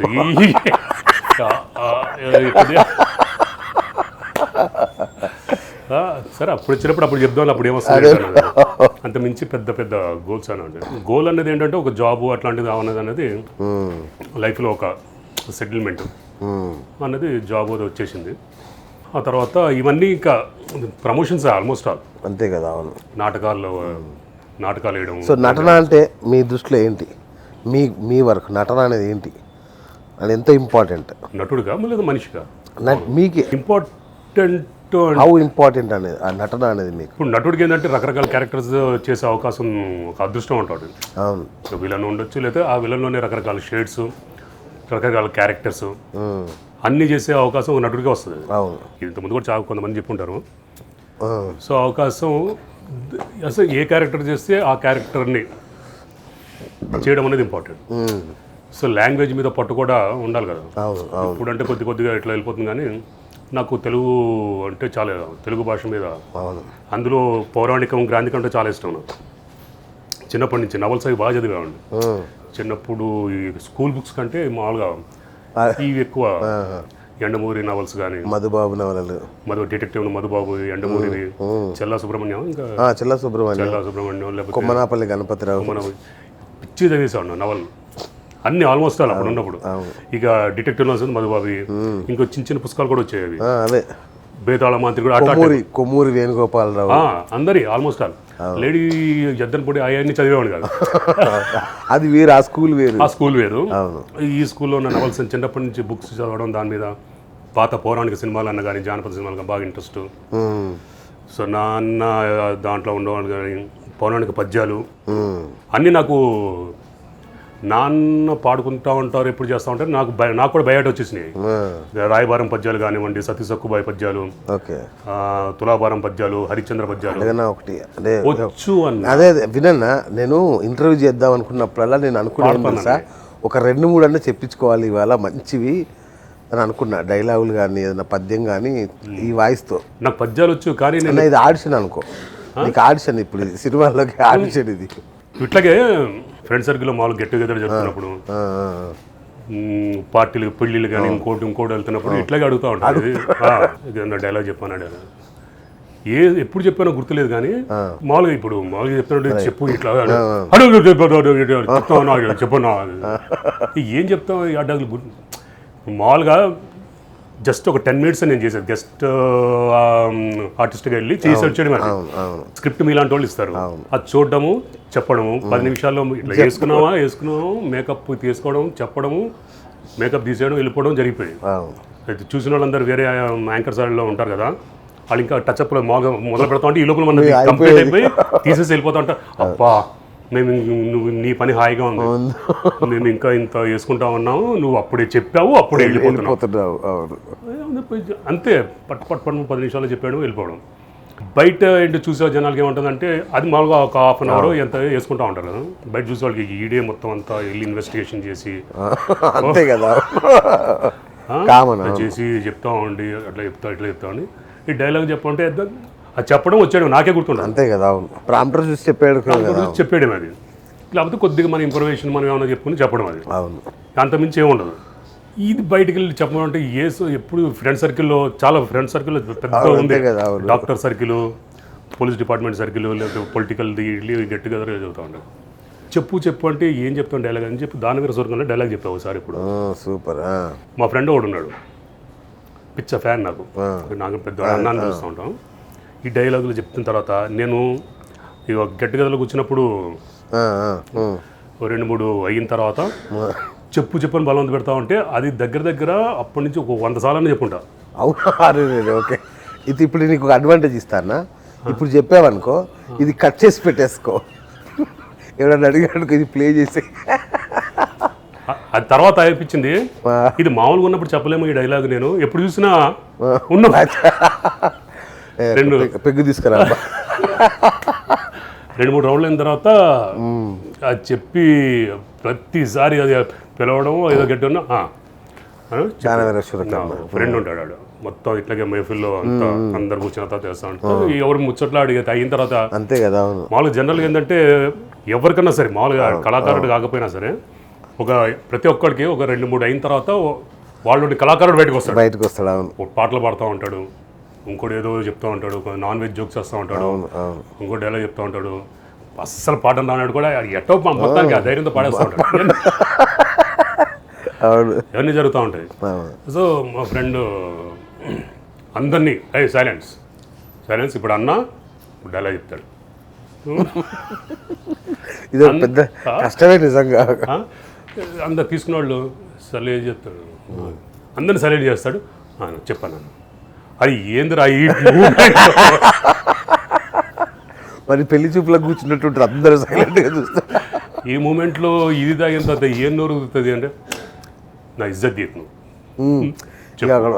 అట్లా ఒక 100 ఎన్నిసార్లు చెప్పాను అది సూపర్ అయితే వేసుకోన్నా ఇక మేము రెడీ అందరు చాలా మంది చెప్పారు కదా డైలాగ్ అది చెప్పినా అంటే ఈ వాయిస్లో ఆ గాంభీర్యం ఆ వాచకం అందులో 2-3 డైలాగులు ఉన్నాయి ఇవన్నీ చెప్పుకుంటూ ఉంటారు మామూలుగా అందరికి ఫేమస్ అయితే ఏంటది ఏమంటివి ఉంటుంది అదొకటిను ఇంకొకటి మైసభలో ఉన్న డైలాగ్ ఓకే నాకు అంటే ఆ ఫ్లోలో ఏం చేస్తానంటే మామూలుగా ఇప్పుడు చెప్పిన తర్వాత మళ్ళీ కింద తప్పులు ఎతుకుతూ ఉంటారు ఇక్కడ ఎతికేవాడు ఎలా ఉండేస్తాడన్నా ఇది అక్కడ ఉన్న వాళ్ళకి అసలు మర్చిపోతారు అవును ఆ ఫ్లోలో కొట్టేస్తా తప్పు ఫ్లోలో వెళ్ళిపోతూ ఉంటుంది అక్కడ ఉన్న వాళ్ళకి ఏమో వింటారు అది అవును ఇక్కడ చెప్పాము ఇంకో ఇక నువ్వు అనావత్తు కరెక్ట్ పలకలేదు దావత్తు ఇలా పలికి అట్లా ఉంటుంది అది ఇప్పుడు చెప్పడానికి ఇదంతా చెప్పావా తప్పించుకోవడానికి చెప్పావు ఇదంతా ఏది కావాలి మైసభదైనా పర్లేదు అదైనా పర్లేదు 2 కావాలి 2 ఇస్తే దేవుడివి 2 ఇస్తే 2 కట్టలు పెట్టుకోవచ్చు నువ్వు ఫోన్లో ఫస్ట్ ఏం చెప్పను కర్ణుడితో ఏమండి ఫస్ట్ టైం ఇట్లా చెప్పడం ప్లీజ్ లేకుండా ఫస్ట్ ఊహించుకోండి ఒకసారి ఇది 3వది మామూలుగానే చెప్పాను రైట్ ప్లీజ్ అదేంటంటే పెద్ద డైలాగ్ చాలా ఫేమస్ చేతనాట సార్వభౌమ ఎన్టీఆర్ చెప్పిన డైలాగ్ అది మిమిక్రీ ఆర్టిస్ట్ కాదు మిమిక్రీ ఆయన వాయిస్లో ఏం కాదు మన వాయిస్లోనే గట్టిగా చెప్పినట్టు చెప్తా ఉంటాను ఆ తర్వాత దీన్ని నీ గురించి ఏదో మామూలుగా ఊరికనే థ్యాంక్ యూ ఆగాగు ఏమంటివి జాతి నెపమున సూతసుతుని కింద నిలు అర్హత లేదందువా ఎంత మాట ఇది క్షాత్ర పరీక్షయే గాని క్షత్రియ పరీక్ష కాదు కాకూడదు ఇది కుల పరీక్ష అని అందువా అయిన నీ తండ్రి భరద్వాజుని జననం పెట్టిది, అతి జుగుప్సాకరమైన నీ సంభవం పెట్టిది. మట్టి కుండలో పుట్టితివి కదా, నీది ఏ కులము? ఇంత ఏల అశ్వత్పితామహుడు కురుకుల వృద్ధుడైన శాంతనవుడు శివసముద్ర భార్యవు గంగాగర్భమును జనించలేదా, అతనిది ఏ కులము? నాతో చెప్పించుదురేమయ్యా, మా వంశమునకు మూల పురుషుడైన వశిష్ఠుడు దేవవేశ్యవు ఊర్వశిపుతుడు కాడా? అతడు పంచమజాతి కన్యాను అరుంధతి అంది శక్తిని, ఆ శక్తి చండలాంగ్యనందు పరాశరుని, ఆ పరాశరుడు పల్లెపడిచైన మత్స్యగంధ్యందు మా తాత వ్యాసుని, ఆ వ్యాసుడు విధవరాండైన మా పితామహ అంబికతో మా తండ్రిని, పినపితామహ అంబాలికతో మా పినతండ్రి పాండురాజును, మా ఇంటి దాసితో ధర్మ నిర్మాణచరుడని మీచే కీర్తింపబడుతున్న ఈ విదురదేవుని కనలేదా? సందర్భ సారములను బట్టి క్షేత్రబీజ ప్రాధాన్యములతో సంకరమైన మా కురువంశము ఏనాడో కులహీనమైనది. కాగా నేడు కులము కులమును వ్యర్థవాదం ఎందులకు? మధ్యలో ఎవడుగా అంటాడు, ఓహో రాచరికమా అర్హతను నిర్ణయించినది. ఆయన మా సామ్రాజ్యంలో సస్యశ్యామలమై సంపదపై విరాజులుతున్న అంగరాజ్యమునికితడే మూర్తాభిషక్తుని గావించుచున్నాను. సోదరా దుశ్శాసన, అనర్గణవ శక్తి కిరీటములు వేగముగా దెప్పింపుము. మామా గాంధార సార్వభౌమ సురుచిరమణి మండిత సువర్ణ సింహాసనం దెప్పింపుడు. పరిజనులారా పుణ్య భాగీరథి నదీతోయములందుకొనుడు. కళ్యాణ భట్టులారా మంగళ తుర్యావరములు సుస్వర్ముగా మ్రోగనిండు. వందిగా మొదలారా కర్ణ మహారాజును కైవారము గావింపుడు. పుణ్యాంగదులారా ఈ రాధాసుతిని పాలభాగమున కస్తూరి తిలకము తీర్చిదిద్ది బహుజన సుకృత పరీపాక సహచక్ర వజ్ర వైడ్యూర్య ప్రభాషించలరేగే వాంఛలు చలరేగా వీరగంధము దిద్యరాల్పుడు. నేనీ సహనమాజాన సమక్షమున పండిత్ పర్షన్ మధ్యమున సర్వదా సర్వదా శతదా సహస్రదా ఈ కులకలంక మహాపంకిలమును శాశ్వతముగా ప్రక్షాళన గావించుచున్నాము. Any doubt? అన్నా వండర్ఫుల్ అన్న, వండర్ఫుల్. ఇది ఆ మూడ్లో చెప్పేసా, ఆ మూడ్లో ఉన్నాడు కొద్దిగా పాజిటివ్గా చెప్తాను. దీనికే గూస్ బంప్స్ వస్తున్నాయి. అక్కడ మొత్తం తీసుకునే వాళ్ళు తాయినోడి దీపోయేది అంతేగా. అయిన తర్వాత క్వశ్చన్, అరే అన్న అన్నకేం కావాలి? నెక్స్ట్ లెవెల్ అది. నాయన ఇది ఏడురా బాబు స్టార్ట్ చెప్పి తర్వాత ఇదే మొత్తం మళ్ళా అన్న ఇంకోటి ఇంకోటి అది కాదు ఇక చాలు. ఇంకోటి ఎట్లా మూవడి పెట్టేస్తాడంటే ఇంకా ఇక అందరం ఇది చెప్పిన తర్వాత ఆగుతారా ఇంకా? సరే అని ఇంకా అప్పుడు ఇంకో రౌండ్ అవుతుంది. Right, super. కొద్దిగా పనిచేస్తూ ఉంటుంది. రైట్. కానీ ఇంకా సర్లేరండి ఈ మైసూర్ దగ్గర అది ఎక్కుతుంది కదా కొద్దిగా నేను కూడా అయ్యారే భ్రమ, ఇది నా భ్రమ, కించిత్ మధుపానాసక్తమైన మా చిత్త భ్రమ. భళ సముచిత సత్కార స్వీకార సంతృప్త స్వాంతుడనకు ఈ కురుభూకాంతని సంభాషణ సంభావనాభూషణములచే ఈ సభాభవనము ధన్యము ధన్యము. అకుంఠిత నిర్మాణ చాతుర్య ఓ మయబ్రహ్మ, నీ శిల్పకళా చాతుర్య మధురిమ ఆ బ్రహ్మకు గాని విశ్వబ్రహ్మకు గాని లేదు లేదు లేదు. లేవును లేకపోవచ్చును, కానీ పాండవ హతుకలకిట్టి పరిషత్తు లభించడం మాత్రము మా వంటకు ఉదుస్తము. విశ్వవిశ్వంబరాజిత శాశ్వత మహేశ్వర్య మహేశ్వరులు కావచ్చును. అఖిల నదీ నదీ సాగర వారీగర్గత బుద్భుత అనంతముక్తావళి వ్రాతములు మాకుండినా ఉండవచ్చును, కానీ ఇట్టి సభాభవనము మాకు లేకపోవుట మోపలేని లోపము. శత్రుకృతాపచారముల కంటే శత్రువైభవం శక్తిమంతుల హృదయకు దావానాల సదృశ్యము. ఇచ్చట మేముండరాదు. ఏమది నిరాఘాత పతులకు మాకి కవాట కట్టనమా? పరులెవ్వరూ లేరు కదా, మా భంగపాటును పరికింపలేరు కదా. ఇష్షీ, ఇది నిస్సందేహముగా ఆ పాండవ హతుకులు మమ్మ అవమానించటగా ఈ మైసభను మాకు విడిపట్టు గావించినారు. ఏమది సభావన గర్భమున సుందర జలచరసంచే జలాశయమా? అంతయు మాయామోహితముగానున్నదే. అదొక్కడుతుంది. పాంచాలి పంచభద్రుక, ఏమేమే నీ ఉన్ముత్తవి త్రకటాట్టహాసము. ఎంత మరువ యత్నించినను మరుపునకు రాక హృదయశైల్యావమాలయమైన నీ పరిహాసహాసములు మా కన్నపుటములు రయ్యలగుచున్నవే. అహో క్షీరా వారాసి చిందిత రాకా సుధాకర వరమసముత్పన్న మహోత్తమ క్షత్రియ పరిపాలిత భరత సామ్రాజ్య ధౌరేయుండనై నిజభుజ వీర ప్రకంపిత శతధనులకు అగ్రజుడనై పరమేశ్వర పాదాపారిత పరశురామ సద్గురు ప్రాప్త సస్వస్వ విద్యాపారుడైన రాధేయుడికి మిత్రుండనై మానధనుడనై మనుగడ సాగించు. ఈ రారాజును చూచి ఒక్క ఆడది బంధకి పరిచారిక ప్రభుత్వమే పగులు పట్టిన ఊటయ్యా. అహో, తన పతులతో తుల్యుడగు నన్ను బావగా సంభావింపక సన్మానింపక గృహీధర్మ పరిత్యక్తయ్యి లజ్జా విముక్తయ్యి ఎట్ట ఎదుటపడి ఆలి ఏలగేలి సేవలే. అవునులే, బయసిమాలిన ఆ భామకు ఎగ్గేమి సిగ్గేమి. వంతున రోజుకొక మగని ముందొక మగనిని పచ్చర పర్యంతము రెచ్చిన కడిపచ్చితో పచ్చి వైభవంలో కేలించు ఆలి గేలి చేసినంత మాత్రమున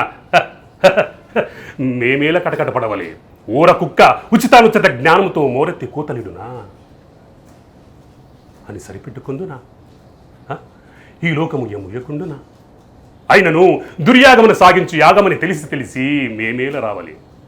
వచ్చి తిమ్మిపో హృదరక్తాశోభితమైన ఆ మైసభాభవనము మాకేలు విడిది కావాలి. అయినది పో అందుండు చిత్ర విచిత్ర లావణ్యలహలలో ఈదులాడు దుద్దుతాపేక్ష మాకేల కలుగవలి. కలిగినది పో సజీవ జలసర సంతాన వితాన కాలావాలమగు ఆ జలాశయమున మేమేల కాలు మోపవలి. మోపితిమి పో కౌటీర కౌశిత రక్త ప్రభా నీరాజితముకు ఆ మా పాదపద్మమేల అపభ్రంశము చెందవలే. ఏత సమయనకే ఆ పాతకి పాంచాలి ఏల రావలే. వీక్షించవలే, పరిహసించవలే. హతవిధి ఆ జన్మాంతము శత్రువు లేనని అనుమానించు అరిదించిన మమ్ము ఈ అవమానపు బడబాగ్న నా జ్వాలలో దగ్ధమున నిచ్చుచున్నవి మామ. విముకుని సముకుని చేసి మమ్మచుడుకు విజయము చేయించిన మీ విజ్ఞాన విశేష విభాజిత్యములు ఏమైనవి మామ. పాంచాలి కృతామానుసరుడనై మానాభిమాన వంచితుడనై మర్యాద తిక్కమగు మనుటయా. పరిహాసాపాత్రమైన ఈ బ్రతుకోపలేక మరణించుటయా. ఇషి ఆడుదానిపై పగసాధింపలేక అసుపరిత్యాగము గావించాడన్న అపఖ్యాతి ఆ పైన వేరొకటియా.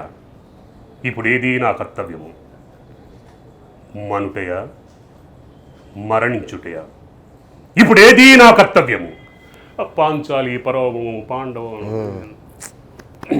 ఇదైన తర్వాత దీని కండిషన్ చెప్పేస్తా ఉంటా. మూడులోకి వచ్చి ప్రాయోపవేశమా శకుని వస్తాడు. శకుని వచ్చిన వెంటనే శకునుడేలా కూడా దాని వలన మన కొరికెడు ప్రయోజనమేమి? వచ్చిన మచ్చ మాసిపోవునా, పరాభవమానములు సమసిపోవునా? లేదు, మీ ఊహ సరికాదు. పరమ పురుషులకు ప్రాప్తించు అనాయాస మరణము అమరలోక నివాసము ఆ పాండవ హతకులకంత సులభముగా లభించరాదు. చేసిన దోషము ప్రతి నిమిషము తలచి తమ దుష్కృత్యములకు తామే వగచి కృషించి నశించవలే. లేదా ఆ జన్మాంతము నడపీనుగుల వలె మనుగడ సాగించవలే. వాడు పేరుకు ధర్మరాజే కాని పెనువే పవిత్తు జూదరి వ్యసనపరుడు. ఆమిషతోనే వారిని హస్తినకు రావించి పాచికలాడించి ఓడించి సర్వము హరించి ఆ సుమతి పాంచాలిని నిండు సభకు ఈడ్పించి వలువలు ఊడ్పించి వివస్త్రణ గావించి విగత మానవతిగా నిలిపి నీవు నీ శత సహోదరులు ఈ రాధేయుడు తక్కుంగుల బంధుమిత్ర సపరివారములను గేలి చేసి గొల్లనవ్వ పాండవుల పంచప్రాణములు విల విల విల విల పోవా. అయ్యారే, నాటి మేనరుని పరాభవమునకు మామ శకుని చెల్లించిన పరిహారమిదా. హుర్రే అని సమస్త లోకము హర్షధ్వానములు సల్పనటుల నా చరిత్ర భారత ఇతిహాస పుటములపై సువర్ణాక్షరములతో లిఖింపబడినట్ల పగ తీర్చనిచో. నేను నీ మేనమామ శకునినే కాదు, నీ తల్లి గాంధారి తోడబుట్టిన వాడను, అంతకన్నను కాను. వామ్మో, సిఎస్ఆర్ కదా శకుని అంటే అప్పుడు ధూళిపాల కదా. బాబా ఆ వాచకం అది ఎలా ఉండేదన్న నిజంగా అద్భుతం. ఒక్కసారి సినిమా మొత్తం చూపించామన్న. Thank you so much, thank you. ఇప్పుడు సినిమా రంగంలోకి రావడం జనాలు దీన్ని ఎట్లా ఆహ్వానిస్తారు? రమ్మంటారా? సినిమా రంగంలో కష్టాలు కన్నీళ్ళు చాలా ఉంటాయి కదా. బట్ ఇప్పుడు కాలం మారిపోయింది కాబట్టి ఇప్పుడు అన్ని కష్టాలు, కానీ ఒకప్పుడు కష్టాలు కన్నీళ్ళు ఉన్నాయి. ఇప్పుడు అన్నీ కొద్దిగా సినిమాలు కాకుండా ఇప్పుడు మామూలుగా ఇప్పుడు డిజిటల్ మీడియాలో కూడా ఇప్పుడు అన్నీ వచ్చేసినాయి. దాంట్లో చాలా అవకాశాలు చాలా ఉన్నాయి. కానీ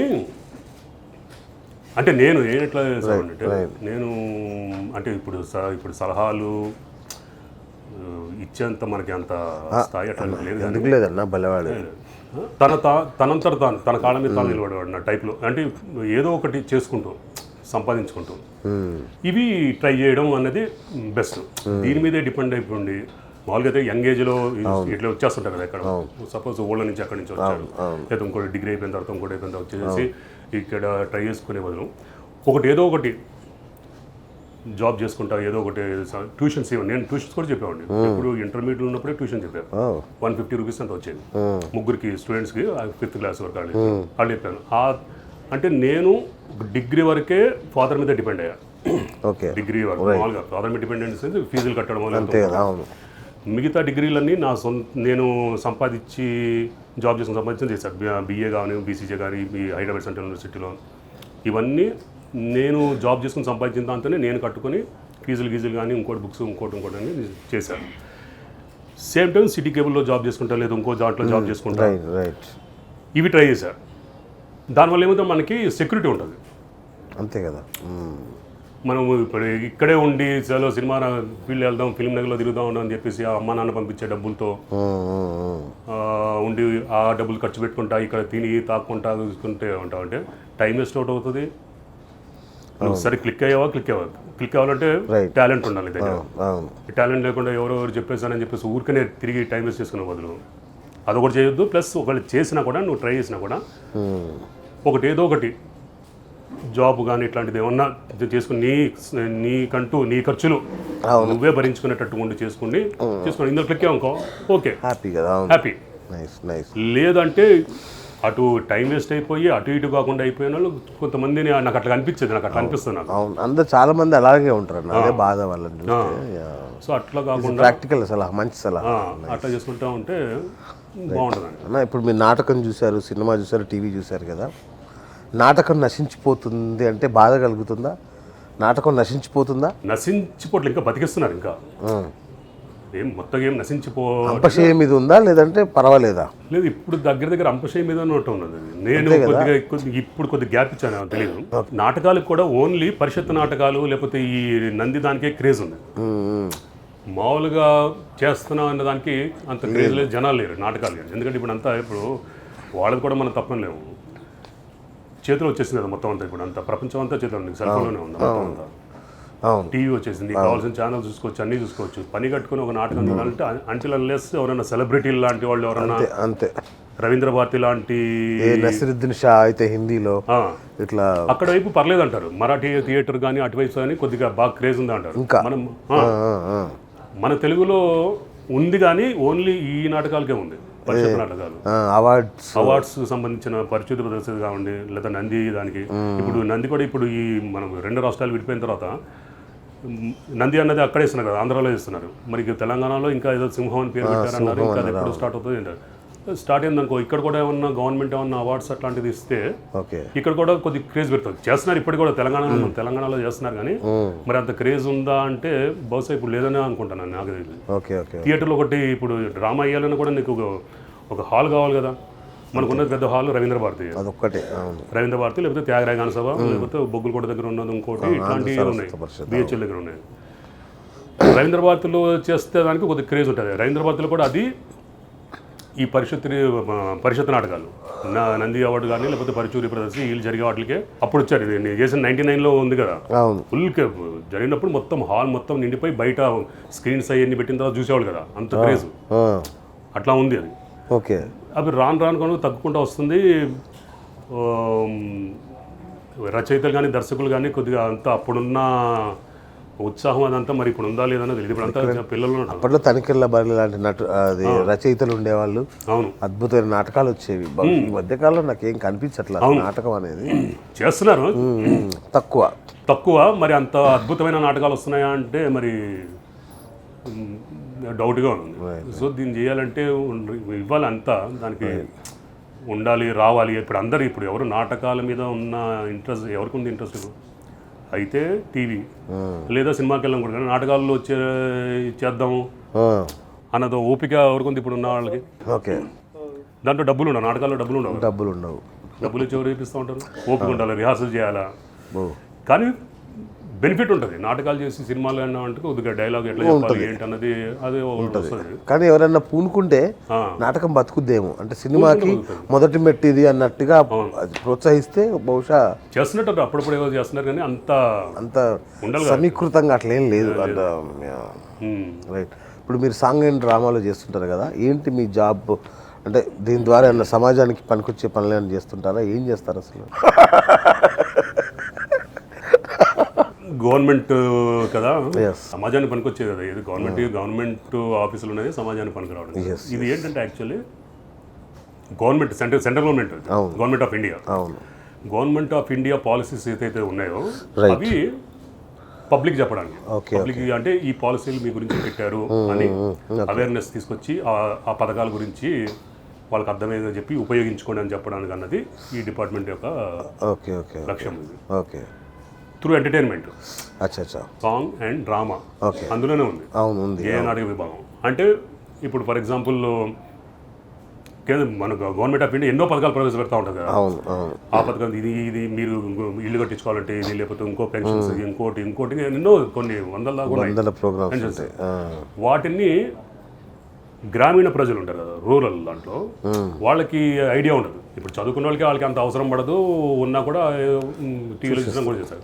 వాళ్ళ దగ్గరికి వెళ్ళి ఒక నాటకం వేసుకుంటా, లేదా ఇంకొక పాట ద్వారా నాటకం ద్వారా అందులో ఈ థీమ్ని చొప్పించి, ఈ థీమ్ని ఇన్వాల్వ్ చేసి వాళ్ళకి అర్థమయ్యేటట్టుగా చెప్పి ఉపయోగించుకోవడం అన్నమాట. ఎందుకంటే మామూలుగా చెప్తే స్విచ్ అయినట్టు అయిపోతుంది, ఎవరు ఉండరు, బోర్ కొడుతుంది అడిగి.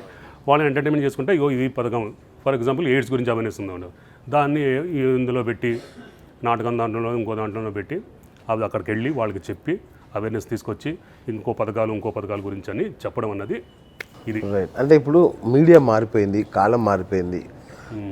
అంటే మీ ఫార్మాట్ అంటే డ్రామా అనే ఫార్మాట్ కూడా పెద్దగా వర్కౌట్ అవ్వట్లేదు కదా. అవును. మరి మీరు కూడా ఆధునీకరించబడ్డారా డిపార్ట్మెంట్ పరంగానే? మీరు చేసే ఈ ప్రమోషనల్ వర్క్ ఏమన్నా కొత్త దారులు వెతుకుంటుందా, సేమ్ అలాగే ఉన్నారా? ఆల్మోస్ట్ ఆల్ సేమ్ అలాగే ఉంది. ఒకసారి మళ్ళొక్కసారి ఫ్లాష్ బ్యాక్ వెళ్తే అంటే హర్షవర్ధన్ అనగానే ఓన్లీ క్రైమేనా, ఇంకేమైనా ఉందా? ఉన్నాయి కదా, చాలా ఉన్నాయి కదా. ఇంకోటి లైఫ్ అండ్ డెత్ అని చెప్పి ఒక ప్రోగ్రామ్ చేశాం. అవును, అది క్రైమ్. అవును, అది crime, but different type of దాంట్లో. అది నాకు దీనికంటే బాగా నచ్చిన ప్రోగ్రామ్ యాక్చువల్ చెప్పాలంటే. నాకు కూడా బాగా ఇష్టం ఆ ప్రోగ్రామ్, దానికి డిజైన్ చేశాను. అవును, దానికి బిఎస్ అని చెప్పి ఒక అద్భుతమైన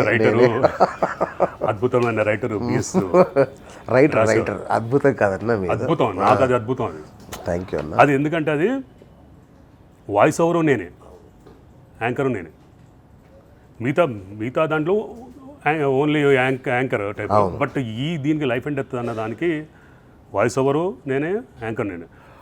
అది కూడా ఎంత డిఫరెంట్ టైప్ ఆఫ్ యాంకరింగ్. అది ఎక్కువ చేసాం. ఇంకొకటి అన్న, మీరు చేసిన దానికి నేషనల్ అవార్డు వచ్చింది.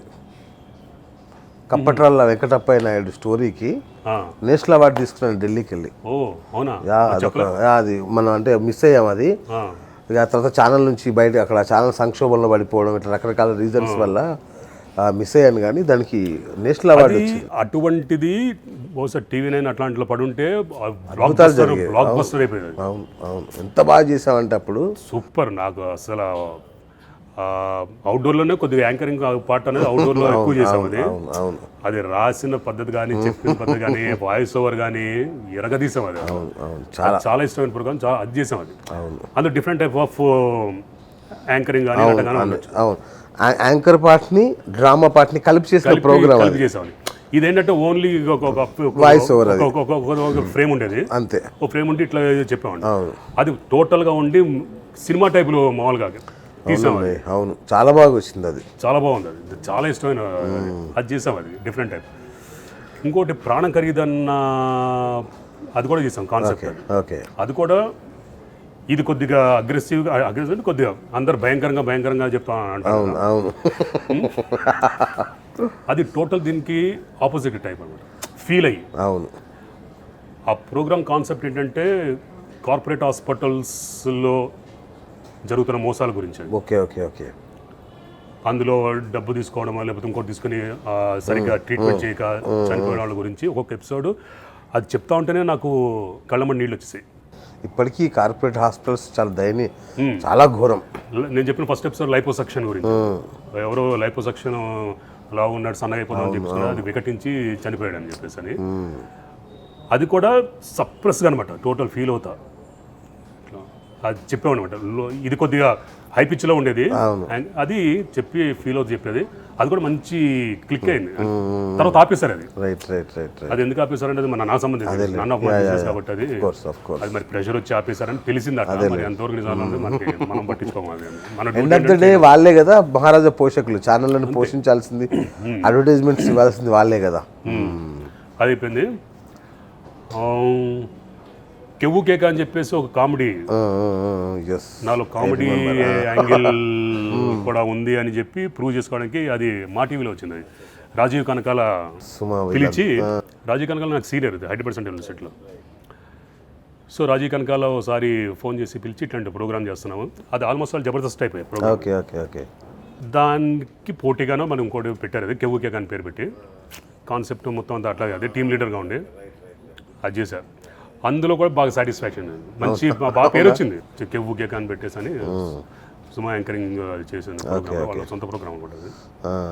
అది కూడా కామెడీ టైప్లో తీసుకొచ్చింది, మంచి సాటిస్ఫాక్షన్ ఇచ్చిన ప్రోగ్రామ్ అది. అది చేసాం. అట్లాగే వాయిస్ ఓవర్లు అయితే కొన్ని వందలు, లెక్కలేదు ఇంకా. ఈ వాయిస్ ఓవర్ అంటే కొద్దిగా రైటర్ మీద కూడా, ఇప్పుడు ఇన్ని చేసినా కూడా నేను అంత క్రెడిట్ అంతా కూడా 70% రైటర్కి లేకపోతే మరి వీళ్ళకి ఇస్తాం. మనదేంటో ఉంది ప్రజెంట్ చేయడం. ఒక్కొక్కరిది ఒక్కొక్క శైలి ఉంటుంది రాసేది, ఒక్కొక్క రైటర్ది ఒక్కొక్క శైలి ఉంటుంది వాళ్ళది. అది చదువుతున్నప్పుడు ఫ్లోలో వెళ్ళిపోతూ ఉంటుంది. కొందరిదేమో అక్కడక్కడ టక్కని ఆ ఫ్లో తగులుతూ ఉంటుంది. కొందరు అద్భుతంగా రాస్తారా, చదువుతూ ఉంటే ఇంకా మనకి ఇంకా భోజనం గీజనం ఏమో అవసరం లేదు, చదివితే 10 minutesలో చదివేసేవాడిని అన్నీ చదవండి. ఆ చదువుతున్నప్పుడు కూడా మంచి ఎక్స్పీరియన్స్ ఉంటుంది. ఇది మన మహాలో చేస్తున్నప్పుడు ఈ వాయిస్ ఓవర్ చదువుతున్నప్పుడు అక్కడ చిన్న రూమ్లో ఈ వాయిస్ ఓవర్ చెప్పేవాడు, ఇంతే చిన్న రూమ్లో ఆ రికార్డ్ చేసే ఉండేవాడు, నేను ఉండేవాడు. ఫీల్ అయిపోయి వాయిస్ చదువుతూ ఉంటే గుర్తుంది నాకు. చదివేవాడు, చదువుతూ ఉంటా, సార్ ఏం సార్ ఎట్లా చదువుతున్నారు సార్ మీరు ఇది, మిగతా వాళ్ళు వేరే వాళ్ళు వచ్చి మామూలుగా వేరే వాళ్ళు వచ్చి ఒక 2 లైన్లు చదివి గ్లాసు నీళ్ళు తాగుతూ ఉంటారు, పేజీ దాకా వాటర్ తాగకుండా ఎట్లా చెప్తున్నారు సార్, నాకు షివరింగ్ వస్తుంది చెప్తా ఉంటాను. అది నిజంగా నాకు స్క్రిప్ట్ పరంగా నేను కూడా బాగా సాటిస్ఫై అయిన ప్రోగ్రామ్ అది. ఎందుకంటే గుర్తున్నాయి నాకు, ఇంకా కొన్ని వర్డ్స్ గుర్తున్నాయి. రాయలసీమ గురించి చెప్పాల్సి వస్తే అక్కడ పొలంలో మనం గింజలు విత్తితే కత్తులు మొలుస్తాయి, ఇట్లాంటి డైలాగులు ఉండేవి. అసలు నాకు సో హ్యాపీ. అంటే ఇంకోటి అన్న, చదివేవాడు ధీటుగా ఉంటేనే కలం కూడా కదులుతుంది. ఎవరో మామూలుగా వచ్చి అక్కడ విత్తులు విత్తితే కత్తులు మొలుస్తాయి అని అనుకో, నేను రాయలేను. సో మొత్తానికి మనది సూపర్ హిట్ కాంబినేషన్. సూపర్. అక్కడ పడింది, ఇక్కడ పడి ఉంటే నేనంటే మా మిత్రులు చెప్పారు, నేను నిరాల్గోలు చేస్తున్నప్పుడు రవిప్రకాష్ గారు నన్ను అక్కడ లేపుకెళ్ళిపోవడానికి చాలా ప్రయత్నాలు చేశారంట. ఎందుకు వదలలేదు మరి? ఇక అంటే అక్కడ మన పెద్ద సామ్రాజ్యం కదా, చూసా కదా ఈటీవీలో ఎలా ఉంటుంది. సో వాళ్ళకి అర్థమైపోయింది వీళ్ళు అక్కడి నుంచి కదలలే అని చెప్పి. మంచి ఇవన్నీ సాటిస్ఫాక్షన్ ఇచ్చేది. ఈవెన్ ఆల్ ఇండియా రేడియోలో కూడా చాలా నాటకాలు చేసాం. అవునా? A grade artist all India రేడియోలో, దూరదర్శన్లో. ఓకే ఫాదర్దే కదా. చిన్నప్పుడు అలా మేము అతుక్కొని కూర్చునే వాళ్ళం నిజంగా. 7th 8th 9th ఆ టైంలో కూడా అలా రేడియోకి చెవులు పెట్టుకొని కూర్చునే వాళ్ళం. అది వస్తే అది కూడా డాక్టర్ శివారెడ్డి గారు అనుకుంటా రైటర్, ఆయన రాసిన చాలా ఫేమస్. ఏముంటుంది అసలు అవి, మన కోటి ఉమెన్స్ కాలేజ్ ఉంది కదా, వాళ్ళ లవ్ స్టోరీ ఏదో ఖైరునిస్ అని ఏదో అని, దానికి చాలా మంచి పేరు వచ్చింది నాకు. ఓకే కథానికి. ఓకే. అందులో నవల్ని చదవడం అంతే, కానీ హీరో నేనే, హీరోయిన్ నేనే, విలను నేనే, చెలికత్త ఇంకో అందులో ఉన్న క్యారెక్టర్స్ అన్నీ నేనే కదా చదివేది. సో ఏ క్యారెక్టర్ వచ్చినా దాని తగ్గట్టుగా చదవడం ఆయన మెచ్చుకున్నాడు. ఆయన జనరల్గా అయితే రైటర్స్ సాటిస్ఫై కాదు, వాళ్ళు ఊహించుకున్నా సరే దానికి తగ్గట్టుగానే చెప్తే అప్పుడు సాటిస్ఫై అవుతుంది కాదు. అట్లా ఆయన కూడా బాగా చదివారండి అని చెప్పేసి కాంప్లిమెంట్ ఇచ్చారు. అది కూడా రేడియోలో కూడా మంచి బాగుంది. Nice wonderful.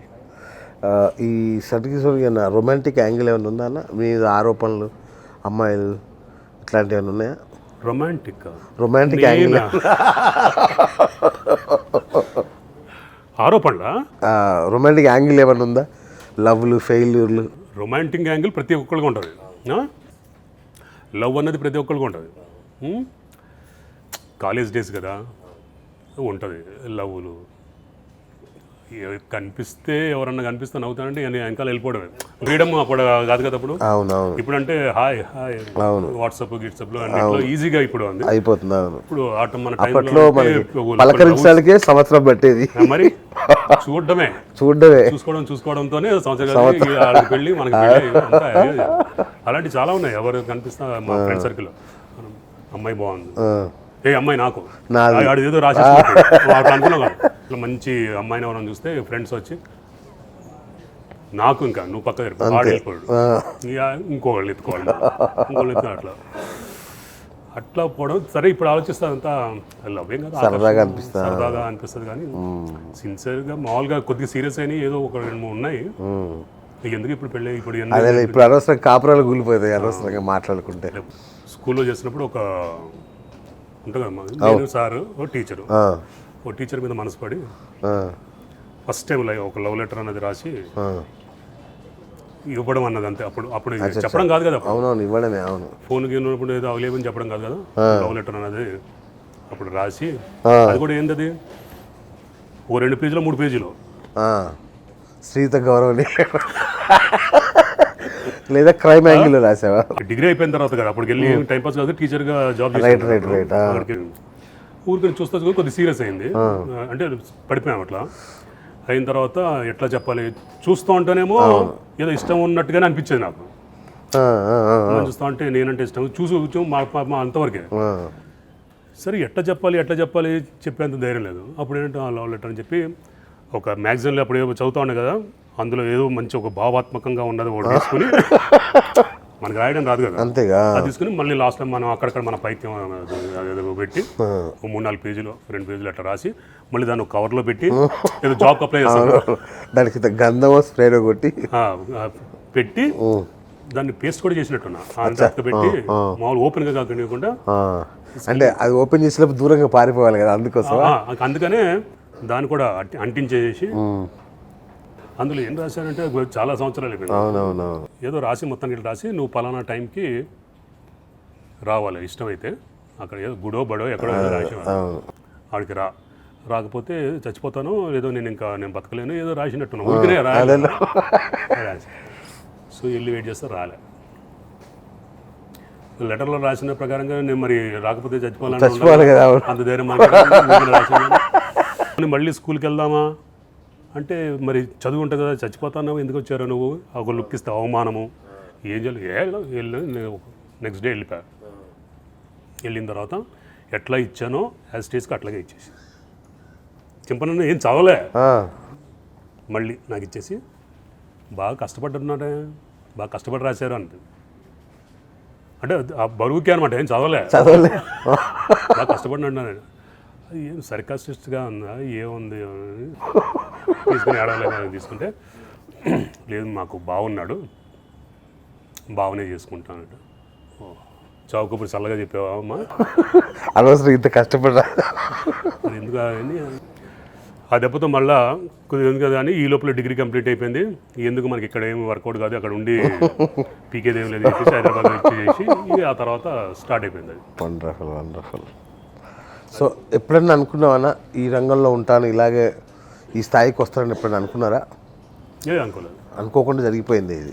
ఏదన్నా స్టార్టింగ్ లేదంటే ఒక జాబ్ అంతే, ఓన్లీ జాబ్ ఏదన్నా కావాలి. ప్రైవేటు దాంట్లో ఎంతకాలం చేస్తామంటే చాలా చేసింది కదా అర్థం, ఆ ప్రైవేట్ వాటిలో మనకి లేదని చెప్పి. సో గవర్నమెంట్ జాబ్ తీసుకుందామంటే ఈ కాంపిటీషన్ ఎక్కువ, స్టాఫ్ సెలక్షన్ కానీ బ్యాంక్ కానీ ఇంకోటి వందల వేల మంది ఉంటారు. మనం ఉన్న చదువుకి అది రాదు.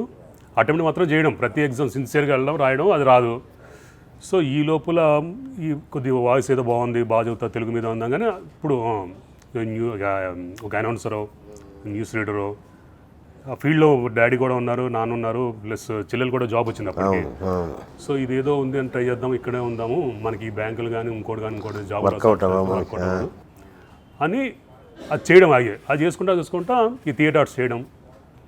అది చేసుకున్న టైంలోనే మంచిగా బాగా చెప్తున్న డైలాగులు అట్లా ఈ లోపలే ఈ జాబ్ పడ్డం, సాంగ్ అండ్ డివిజన్లో సెలెక్ట్ కావడం అట్లా అయిపోయి ఆ తర్వాత ఇవన్నీ సినిమా కానీ ఇంకోటి కానీ. ఎప్పుడన్నా రిగ్రెట్ అయ్యారన్నా ఎందుకు వచ్చాను దేవుడా ఈ ఫీల్డ్లో కానీ? లేదు, ఎప్పుడైనా ఇన్సల్ట్స్ యాక్టింగ్లో కానీ ఏం చేస్తాను నీ తొక్కలో యాంకరింగ్ యాక్టింగ్ ఇట్లాంటివి ఏమన్నా అట్లాంటిది ఏం జరగదు. అంత అంత ఛాన్స్, అంత స్కోప్ ఇవ్వలేదు కదా, ఇవ్వలేదు, జరగలేదు. బాధపడిన సందర్భాలు, దుఃఖపడిన సందర్భాలు దేంట్లో? ఇదే మన ప్రొఫెషన్లో ఏం లేదు, ఏం బాధపడింది అంత లేదు. అరెస్ట్ అయినప్పుడు అప్పుడు కొద్దిగా అంటే ఏమనిపించింది అసలు, ఏంటిది? స్టార్టింగ్ అంతా ఏదో కూల్గానే ఉన్నా కదా, మనకి ఏంటి ఎందుకు సరే ఇది ఏదో మిస్కమ్యూనికేషన్ జరిగింది, ఏదో రాంగ్ జరిగింది, తర్వాత మళ్ళీ వాళ్ళే తెలుసుకుని వాళ్ళే చెప్తారు, ఇట్లాగే ఉన్నాం. కానీ గడుస్తున్న కొద్ది ఏంటిది ఇట్లా వస్తున్నాయి స్టోరీ ఇట్లా, అప్పుడు కొద్ది బాధ కంటే కోపం చిరాకు వచ్చింది. తర్వాత ఇట్లా అయిందని బాగా దానికి ఆబ్వియస్లీ కొద్దిగా షాక్ అయి ఉంటారు. మా మిస్సెస్ ఎక్కువ కొద్దిగా బాధపడింది. అంతే కదా, వాళ్ళకి అంటే తెలియని ప్రాంతం, అక్కడ తెలియని ఊరు కదా, రావడం అక్కడ ఇది అంతా కొత్త వాళ్ళకి, ఏంటి ఇట్లా ఇదేంటి ఇది అని చెప్పేసి చాలా తను చాలా బాధపడింది, చాలా ఫీల్ అయింది. అంతే నేను మనకి ఇక తర్వాత అయిపోయింది, అప్పుడు ఫీల్ అయ్యాం, బాధపడింది. దీనికి సంబంధించిన అదేలేండి. మేము గోల్డెన్ స్పూన్తో పుట్టిన వాళ్ళం కాదు, అట్లాంటిది అసలు హ్యాపీ లైఫ్కి గోల్డెన్ స్పూన్ సంబంధమే లేదు అసలు. ఉన్న దాంట్లో మా నాన్న మంచిగా government employee, all India rate, ఉన్న దాంట్లోనే సంతృప్తిగా హ్యాపీగా ఉన్న దాంట్లోనే తినడం, ఉన్న దాంట్లోనే ఉండడం. మామూలు కష్టాలు అంటే ఏముంటే వాళ్ళకి కూడు గుడ్డ బట్ట అన్న టైపు కదా, దానికి ఎటువంటి ఏం లేకుండా నాకు చెల్లెలు బాగా చూసుకునేది, అక్క బాగా చూసుకునేది చక్కగా. మర్చిపోయాను, ఈ కేసు అప్పుడు రవిప్రకాష్ అన్న హెల్ప్ చేశాడా మీకు? ఎవ్వరూ చేయలేదు, అంటే ఎవరిని అప్రోచ్ కాలేదు. అచ్చా, ఓకే ఓకే. మనం ఏమైనా తప్పు చేస్తే కదా, ఎవరైనా ఇప్పుడు తప్పు చేసామని హెల్ప్ అసలు ఎవరిని అదే ఆటోమేటిక్గా ఆడే తెలుసుకున్నాడు, ఎవడైతే అంతే కదా తెలుసుకుని వచ్చేది అయిపోయింది. అది నేను ఎవరిని అడగలే. మామూలుగా ఆ క్రమంలో ఇద్దరు ముగ్గురు మామూలుగా ఇట్లా చెప్పారు, ఎవరన్నా తీసుకోవచ్చు కదా, హెల్ప్ తీసుకోవచ్చు కదా అంటే, ఎందుకు తీసుకోవాలి అనిపించింది నాకు. తప్పుంటే వెళ్ళి అడగచ్చు, కానీ ఎవరన్నా చెప్పొచ్చి ఇట్లా ఇట్లా జరిగింది ఏమన్నా హెల్ప్ చేయడం అన్న అడగాలి తప్పితే, అరే నాకు సంబంధం లేదు, నేను ఇప్పుడు ఏమని చెప్తాం అక్కడ, ఏం అవన్నీ అడగలేదు, అంతటా అదే అయిపోయింది. సూపర్. కాబట్టి 100కి చాలా ఏదో కొద్దిగా అనుకున్నారేమో మరి, చాలా అనుకున్నారు. సో గుర్తుంది కదా, ఎందుకంటే మనం చాలా క్లోజ్గా ఉన్న టైంలో జరిగేసరికి నిజంగా నాకు చాలా అదనిపించింది నాకు. బట్ మీరు ఇంత సింపుల్గా తీసేస్తున్నారు అనిపిస్తుంది ఇప్పుడు. అంతే కదా, నేనంటే తెలిసిన వాళ్ళకి ఒక్క విధంగా ఇంత పెద్ద షాక్, అది షాక్. సరే ఏంటి కన్ఫ్యూజన్లో ఉంటారు కదా, పెద్ద కన్ఫ్యూజన్, ఎవరిని నమ్మాలి ఏంటి అన్న టైప్లో కూడా ఉంటారు. అరే అసలు ఇట్లాంటి అది ఏంటి నిజమా కాదా డైలమాలో ఉండొచ్చు. చాలామంది నమ్మపోవచ్చు, కొంతమంది ఏదో కొద్ది లోపల ఏదో ఒకటి ఉంటుందిలే, అంతే కదా, ఉంటారు, అట్లా ఉండొచ్చేమో. బట్ నా దగ్గర ఎవరు ఎక్స్పెక్ట్ చేయలేదు. అవునా, చెప్తారు కదా, ఎవరు అడగలేదు నన్ను, ఆల్మోస్ట్ వాళ్ళు గుర్తు కూడా లేదు, ఒక్కలో ఇద్దరు బాగా క్లోజ్ ఉన్నాళ్ళు. జస్ట్ అది కూడా సింపుల్గా ఏంటా నేను ఏం లేదు అయిపోయింది. మరి వాళ్ళు పాపం మోమాటానికి ఇంకెక్కువ అడిగితే అని అనుకున్నారా లేకపోతే ఇంకోటని, ఎవరు నన్ను మామూలుగానే తిరుగుతూనే ఉన్నా, మనం వెళ్తానే ఉన్నా. Super super. రైటో రాంగో ఫస్ట్ మాత్రం బ్రేకింగ్లో చేస్తారు భయంకరంగా. ఒకసారి ఇట్లా ఆఫీస్ నుంచి ఇంటికి వెళ్తున్నాను నేను, కోటిపల్లిలో అక్కడ ఉంటాం కదా, వివేకానంద స్టాచ్యూ ఉంది లోపలికి కదా నేను ఉండేది, నుంచి ఇట్లా తీసుకుని వెళ్ళాలి కదా లోపలికి వెళ్ళి, గల్లీ లోపలికి వెళ్ళాలి. కారులో వెళ్తున్నాను, వెనకాల కుయ్యి కుయ్యి కుయ్యి కుయ్యి అని సౌండ్ వినిపిస్తుంది. సో అంబులెన్స్ ఏదో అనుకుని చెప్పి ఈవినింగ్ దగ్గర 6:30, 7 అట్లా అవుతుంది. ఆ టైంలో ఎట్లా ఉంటుంది మన సిటీలో రష్. సరే అంబులెన్స్ వాడు వెళ్తాను, నేను తీసుకుని ఆ టర్నింగ్ మెయిన్ రోడ్ మీద నుంచి ఇట్లా కట్ తీసుకుని లోపలికి వెళ్ళి, అక్కడే బస్ స్టాపు, అక్కడే షాప్స్, ట్రావెల్స్ వాళ్ళది ఇవన్నీ అక్కడే ఉంటాయి. అది లోపలికి వెళ్ళి గల్లీలు ఎట్లా ఉంటుందంటే మధ్యలో డివైడరు, ఇటు 1 వే టైపు, ఇటు వచ్చేవాళ్ళు అటు వచ్చేవాళ్ళు. అక్కడ హార్డ్లీ చిన్న కాళ్ళు 2 పడతాయేమో పక్క పక్కన. ఒక బస్సు అయిపోయిందంటే ఇంకా వెనకాల ఆ బస్సుల వరకు అట్లా ఉండాల్సింది. నేను ఇట్లా తీసుకున్నా లేదో అప్పుడే కరెంట్ కూడా పోయింది, చీకటి 7 అట్లా అవుతుంది. పోయి నా కార్ని ఇట్లా ఓవర్టేక్ చేసి ఒకటి ముందర వచ్చి ఆగింది అక్కడ. నేను వెనకాల నుండి హారన్ కొడుతున్నా. అప్పుడే ఇక ఆ ట్రాఫిక్లో నడిపించుకుంటా పోయి కొద్దిగా చిరాకు ఉంది, తొందరగా ఇంటికి వెళ్ళిపోతాం ఆ టైప్లో ఉంది. హారం కొడతాను తీయట్లేదు వాడు. తీయపోతే నేను కష్టం మీద ఇట్లా కొద్దిగా సైడ్కి తీసుకొని వాడు పక్కనే ఆపి గ్లాస్ దించి అన్ని అమ్మనాబతులు తిట్టా. Left and right, Hindi Telugu మొత్తం తెలంగాణ ఎవ్రీ హైదరాబాద్కి అది కామన్ అది. డ్రైవర్ కనిపిస్తాడు కదా, వాడు ఇటు వేసుకుంటే రైట్ సైడ్ ఉంటాడు కదా, నాకు లెఫ్ట్ సైడ్ ఉన్నాడు. అది చూసుకుని అన్ని పిచ్చ తిట్టారు 2 నిమిషాలు నాన్ స్టాప్. ఇట్లా చూస్తున్నాడు, ఇంకా తిట్టా క్యా దగ్గర తేరి తిట్టేశా. ముందర నుంచి ఒక కానిస్టేబుల్ వచ్చాడు. కానిస్టేబుల్ చూసి కింద దిగాను.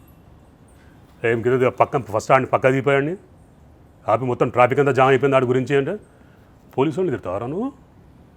నేను తిట్టిన పోలీసు వాడిని.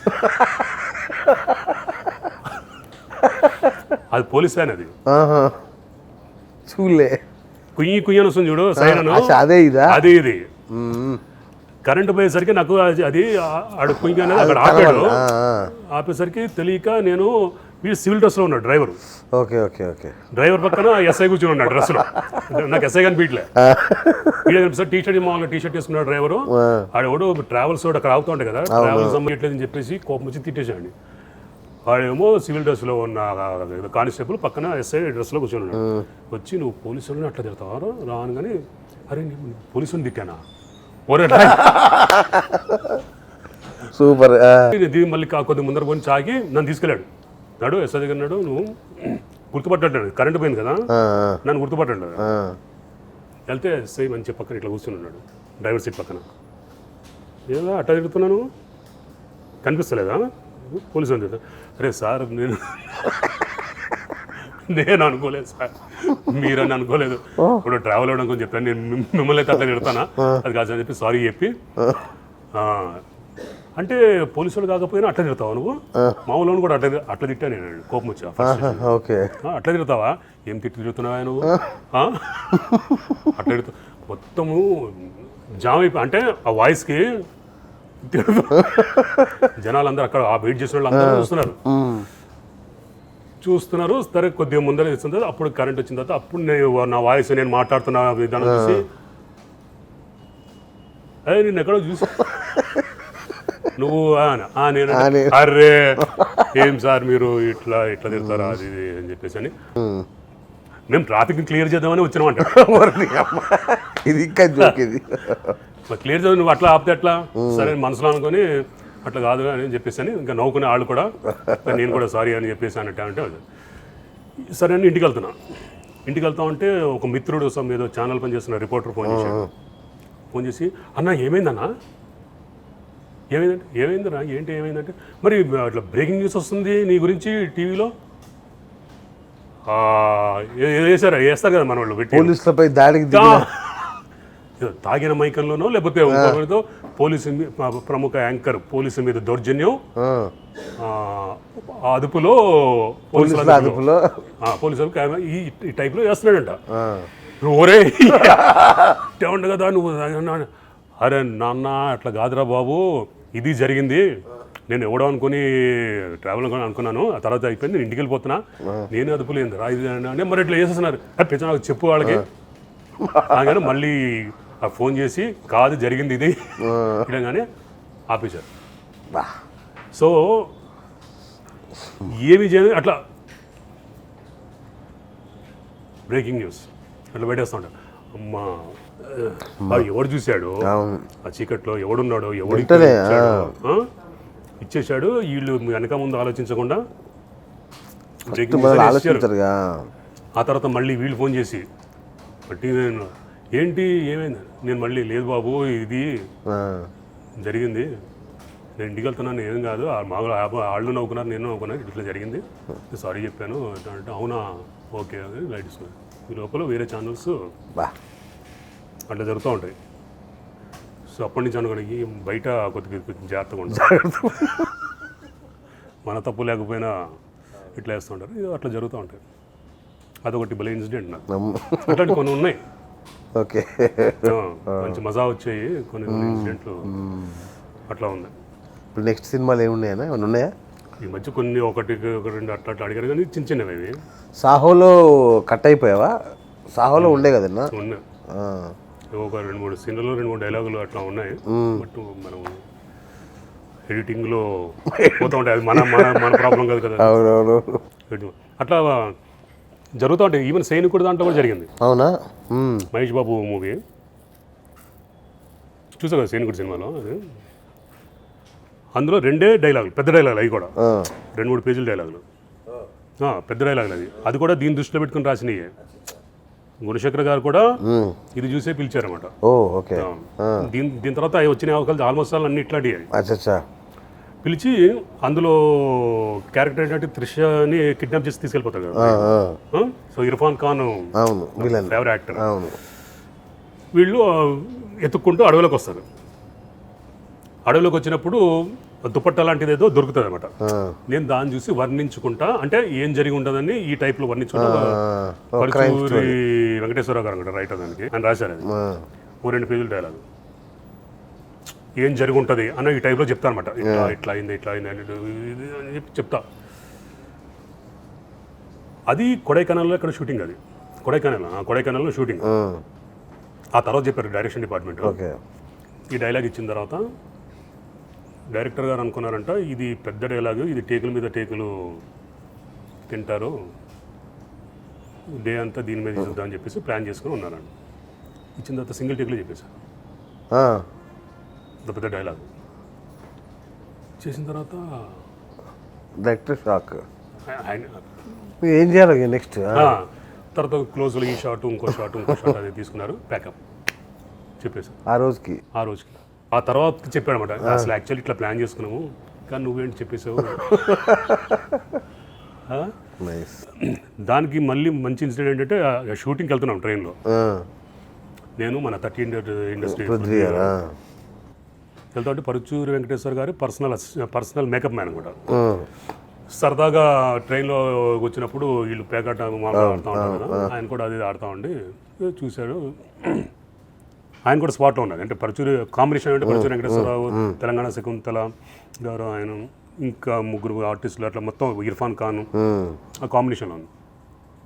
ఈ డైలాగ్ అంతా చెప్పేసిన తర్వాత ప్యాకప్ అయిన తర్వాత మాలో రూమ్లోకి వచ్చి ఉన్నాం. రూమ్కి వచ్చేసాడు పరుచూరి వెంకటేశ్వర గారి మేకప్ మ్యాన్. రైల్లో వస్తున్నప్పుడు నిన్ను చూసి ఎవడో ఎర్రిపప్ప ఇది అనుకున్నా, ఎవడో గ్యాంగ్ రౌడీ ఇది మామూలుగా ఉంటుంది అని అనుకున్నా. కానీ నేను దగ్గర 25 years 30 years ఇండస్ట్రీలో ఉన్నాను. ఇట్లా ఈ సింగిల్ టేకులో ఇట్లా డైలాగ్స్ చెప్పడం నేను ఎంతవరకు చూడలేదు. ఏం చెప్పావు గురు, భలే ఉంటుంది ఫ్యూచర్ అనేది సెకండ్ ఇచ్చి నేను చాలా తప్పుగా అర్థం చేసుకున్నా, ఎరగదీసావు అని చెప్పేసి హ్యాపీ. ఎస్, అద్భుతం. అలాంటివి ఉన్నాయి.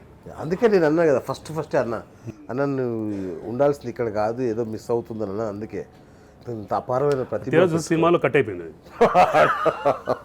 ఇది ఇంకో పెద్ద 2 డైలాగ్. ఇది అక్కడ ఒకటి, పోలీస్ స్టేషన్లో ఒక డైలాగ్, పెద్ద డైలాగ్. ఉంచితే 2 ఉంచాలి.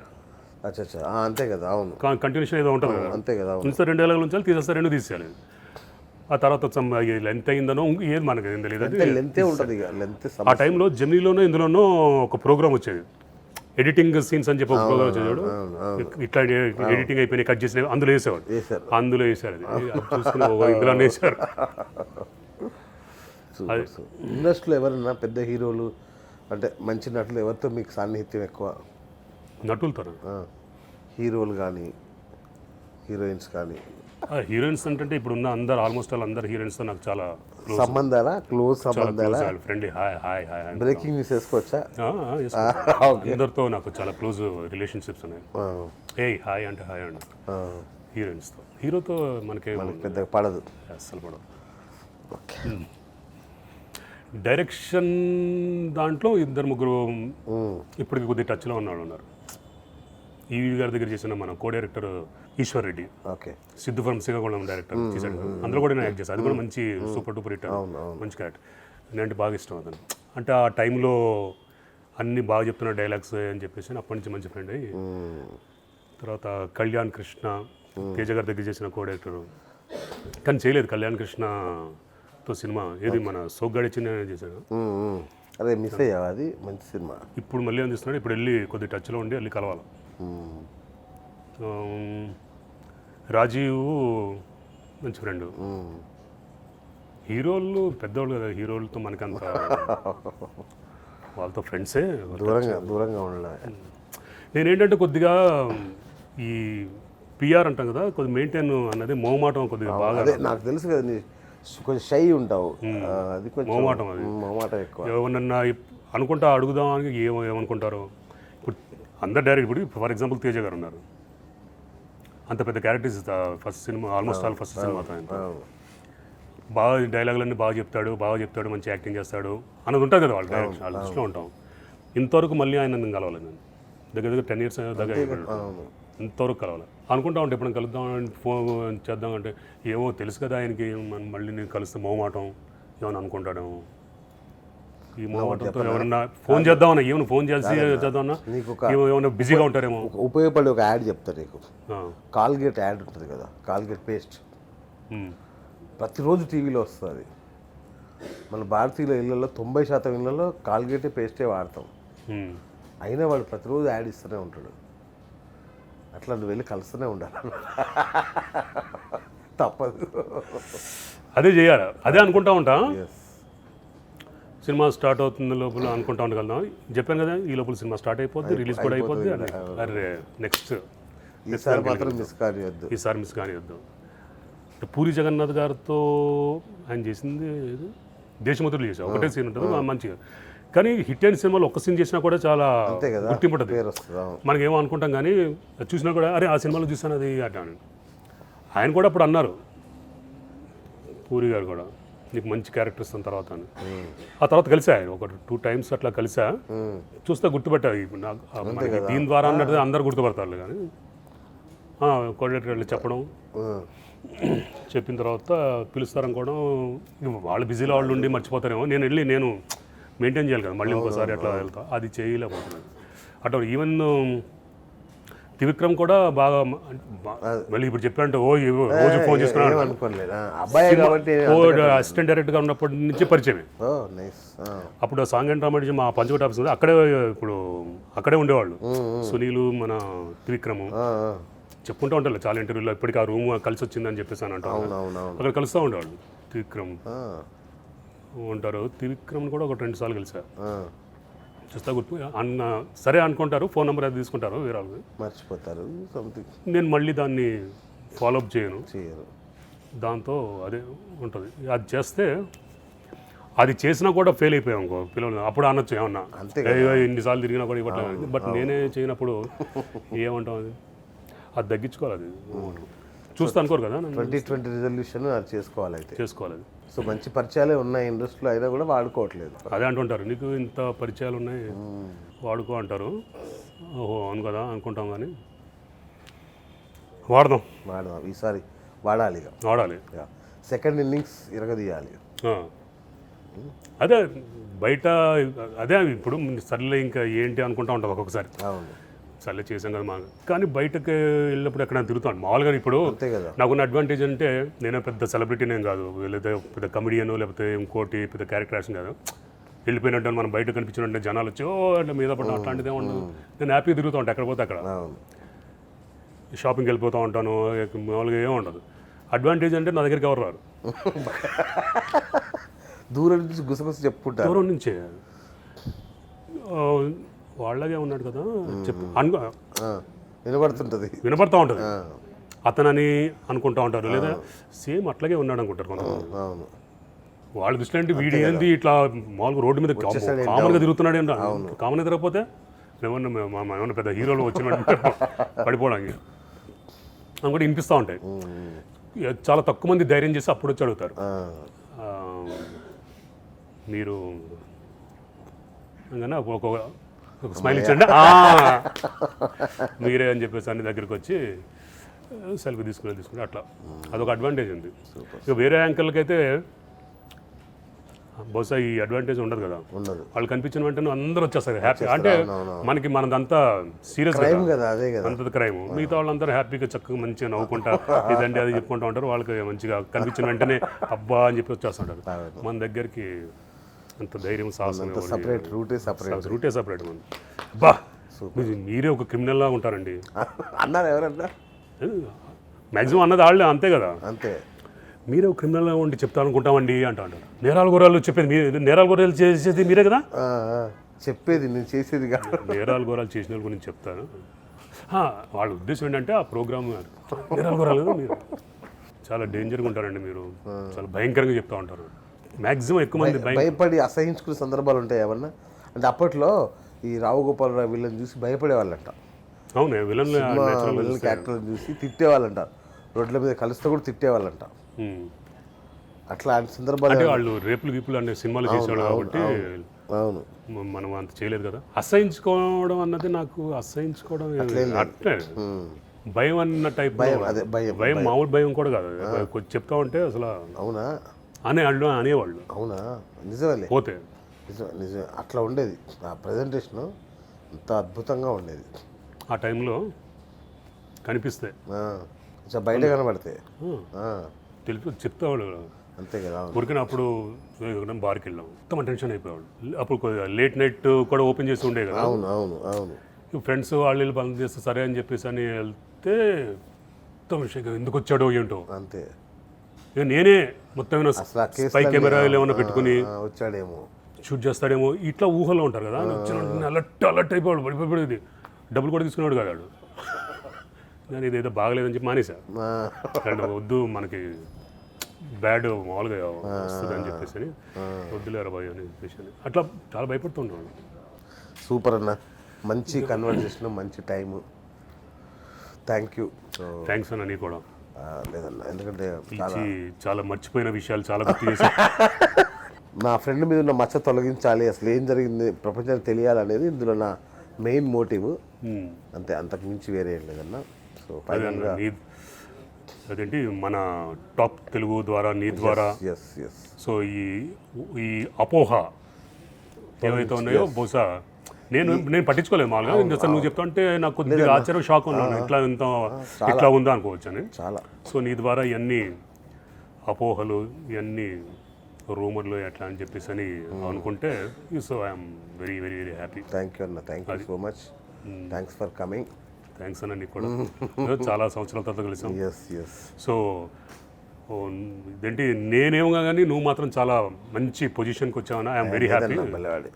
ఓకే, ఒక journalist I'm happy now. Almost all మన ఈ గ్రూప్లో ఉన్న వాళ్ళందరూ ఒక్కొక్క ఈ ప్రొఫెషన్లో మంచి పొజిషన్లకే ఉన్నారు వాళ్ళంతా. సో చూస్తూ ఉంటే నాకు కూడా చాలా హ్యాపీగా అనిపిస్తూ ఉంటాను. Thank you so much. ఇలాగే అందరినీ ఇంటర్వ్యూ చేసి తప్పకుండా మర్చిపోయినాయి లేకపోతే ఇంకోటి మధుర స్మృతులు అవి ఇవన్నీ గుర్తు చేసి ఇలా అంటుంటే నీలో కోపం కనిపిస్తుంది కానీ ఆశీర్వదిస్తున్నట్లేదు. మనసులో ఏం లేదన్న, ఈ ఫేస్ అట్లా బహుశా చెప్పో లేకపోతే ఇంకోటి కానీ అట్లా అనిపిస్తుంది. అట్లా కూడా అంటూ ఉంటారు. ఈవెన్ మా మిస్సెస్ కూడా అంతే. నేను మామూలుగా చూస్తా, ఏదో ఉండి అంటే చూస్తాను, చూస్తున్నా నా ఏదో ఎక్కడో తిరుగుతూ ఉంటుంది మైండ్. మామూలుగానే అది కూడా నేను మామూలుగానే ఏం ఉండదు. ఎందుకంటే ఏం చూస్తున్నారు, సీరియస్గా చూస్తున్నట్టు ఇంకేదో అన్నట్టు నా చూపులు అర్థం కావు. ఏముండదు మనసులో, అట్లాంటిదే ఉంటుంది. సీరియస్ ఇప్పుడు ఆశీర్వదిస్తున్నావు కోపంగా ఏం లేదు. కాకపోతే అది మరి కానీ అడ్వాంటేజ్ ఇంట్లో గొడవలు కావేమో. ఇంకా ఎందుకు భయపడతారు కదా. నేనే భయపడతాను. అంతేనా? ఓకే, అయితే సూపర్. ప్రతి ఇంట్లో అంతే. అది నీకు కూడా తప్పడాల్సిందే. నీకు కూడా తప్పదు. తప్పదు, అది ఎవరికైనా తప్పదు. సూపర్. అది అందరికీ కామనే. అది అందులో అతీతులు ఎవరు లేరు. అంతే కదా. నో అంటే నేను చూసి భయపడి అనుకుంటా. ఇప్పుడు చాలామంది చెప్పారు మామూలుగా చూస్తే భయపడతామని. ఒక గంట మాట్లాడిన తర్వాత అర్థమైపోద్ది ఈడు. Thank you so much for coming. So ఇది ఇవాళ BS talk show. Keep watching top Telugu TV. నేను మీ BS signing off.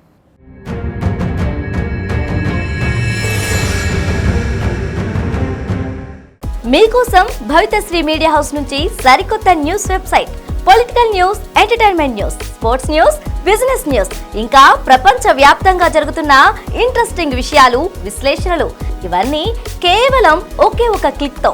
Please visit spotnewschannel.com website. మన top Telugu TV ShareChat లో, అలాగే డైలీ హండ్ న్యూస్ హ్యాప్స్ లో కూడా ఉంది. ఫాలో అవ్వండి. ఇంతకీ మా ఛానల్ సబ్స్క్రైబ్ చేసుకుంటారుగా, గంట కొట్టడం మాత్రం మర్చిపోవద్దు.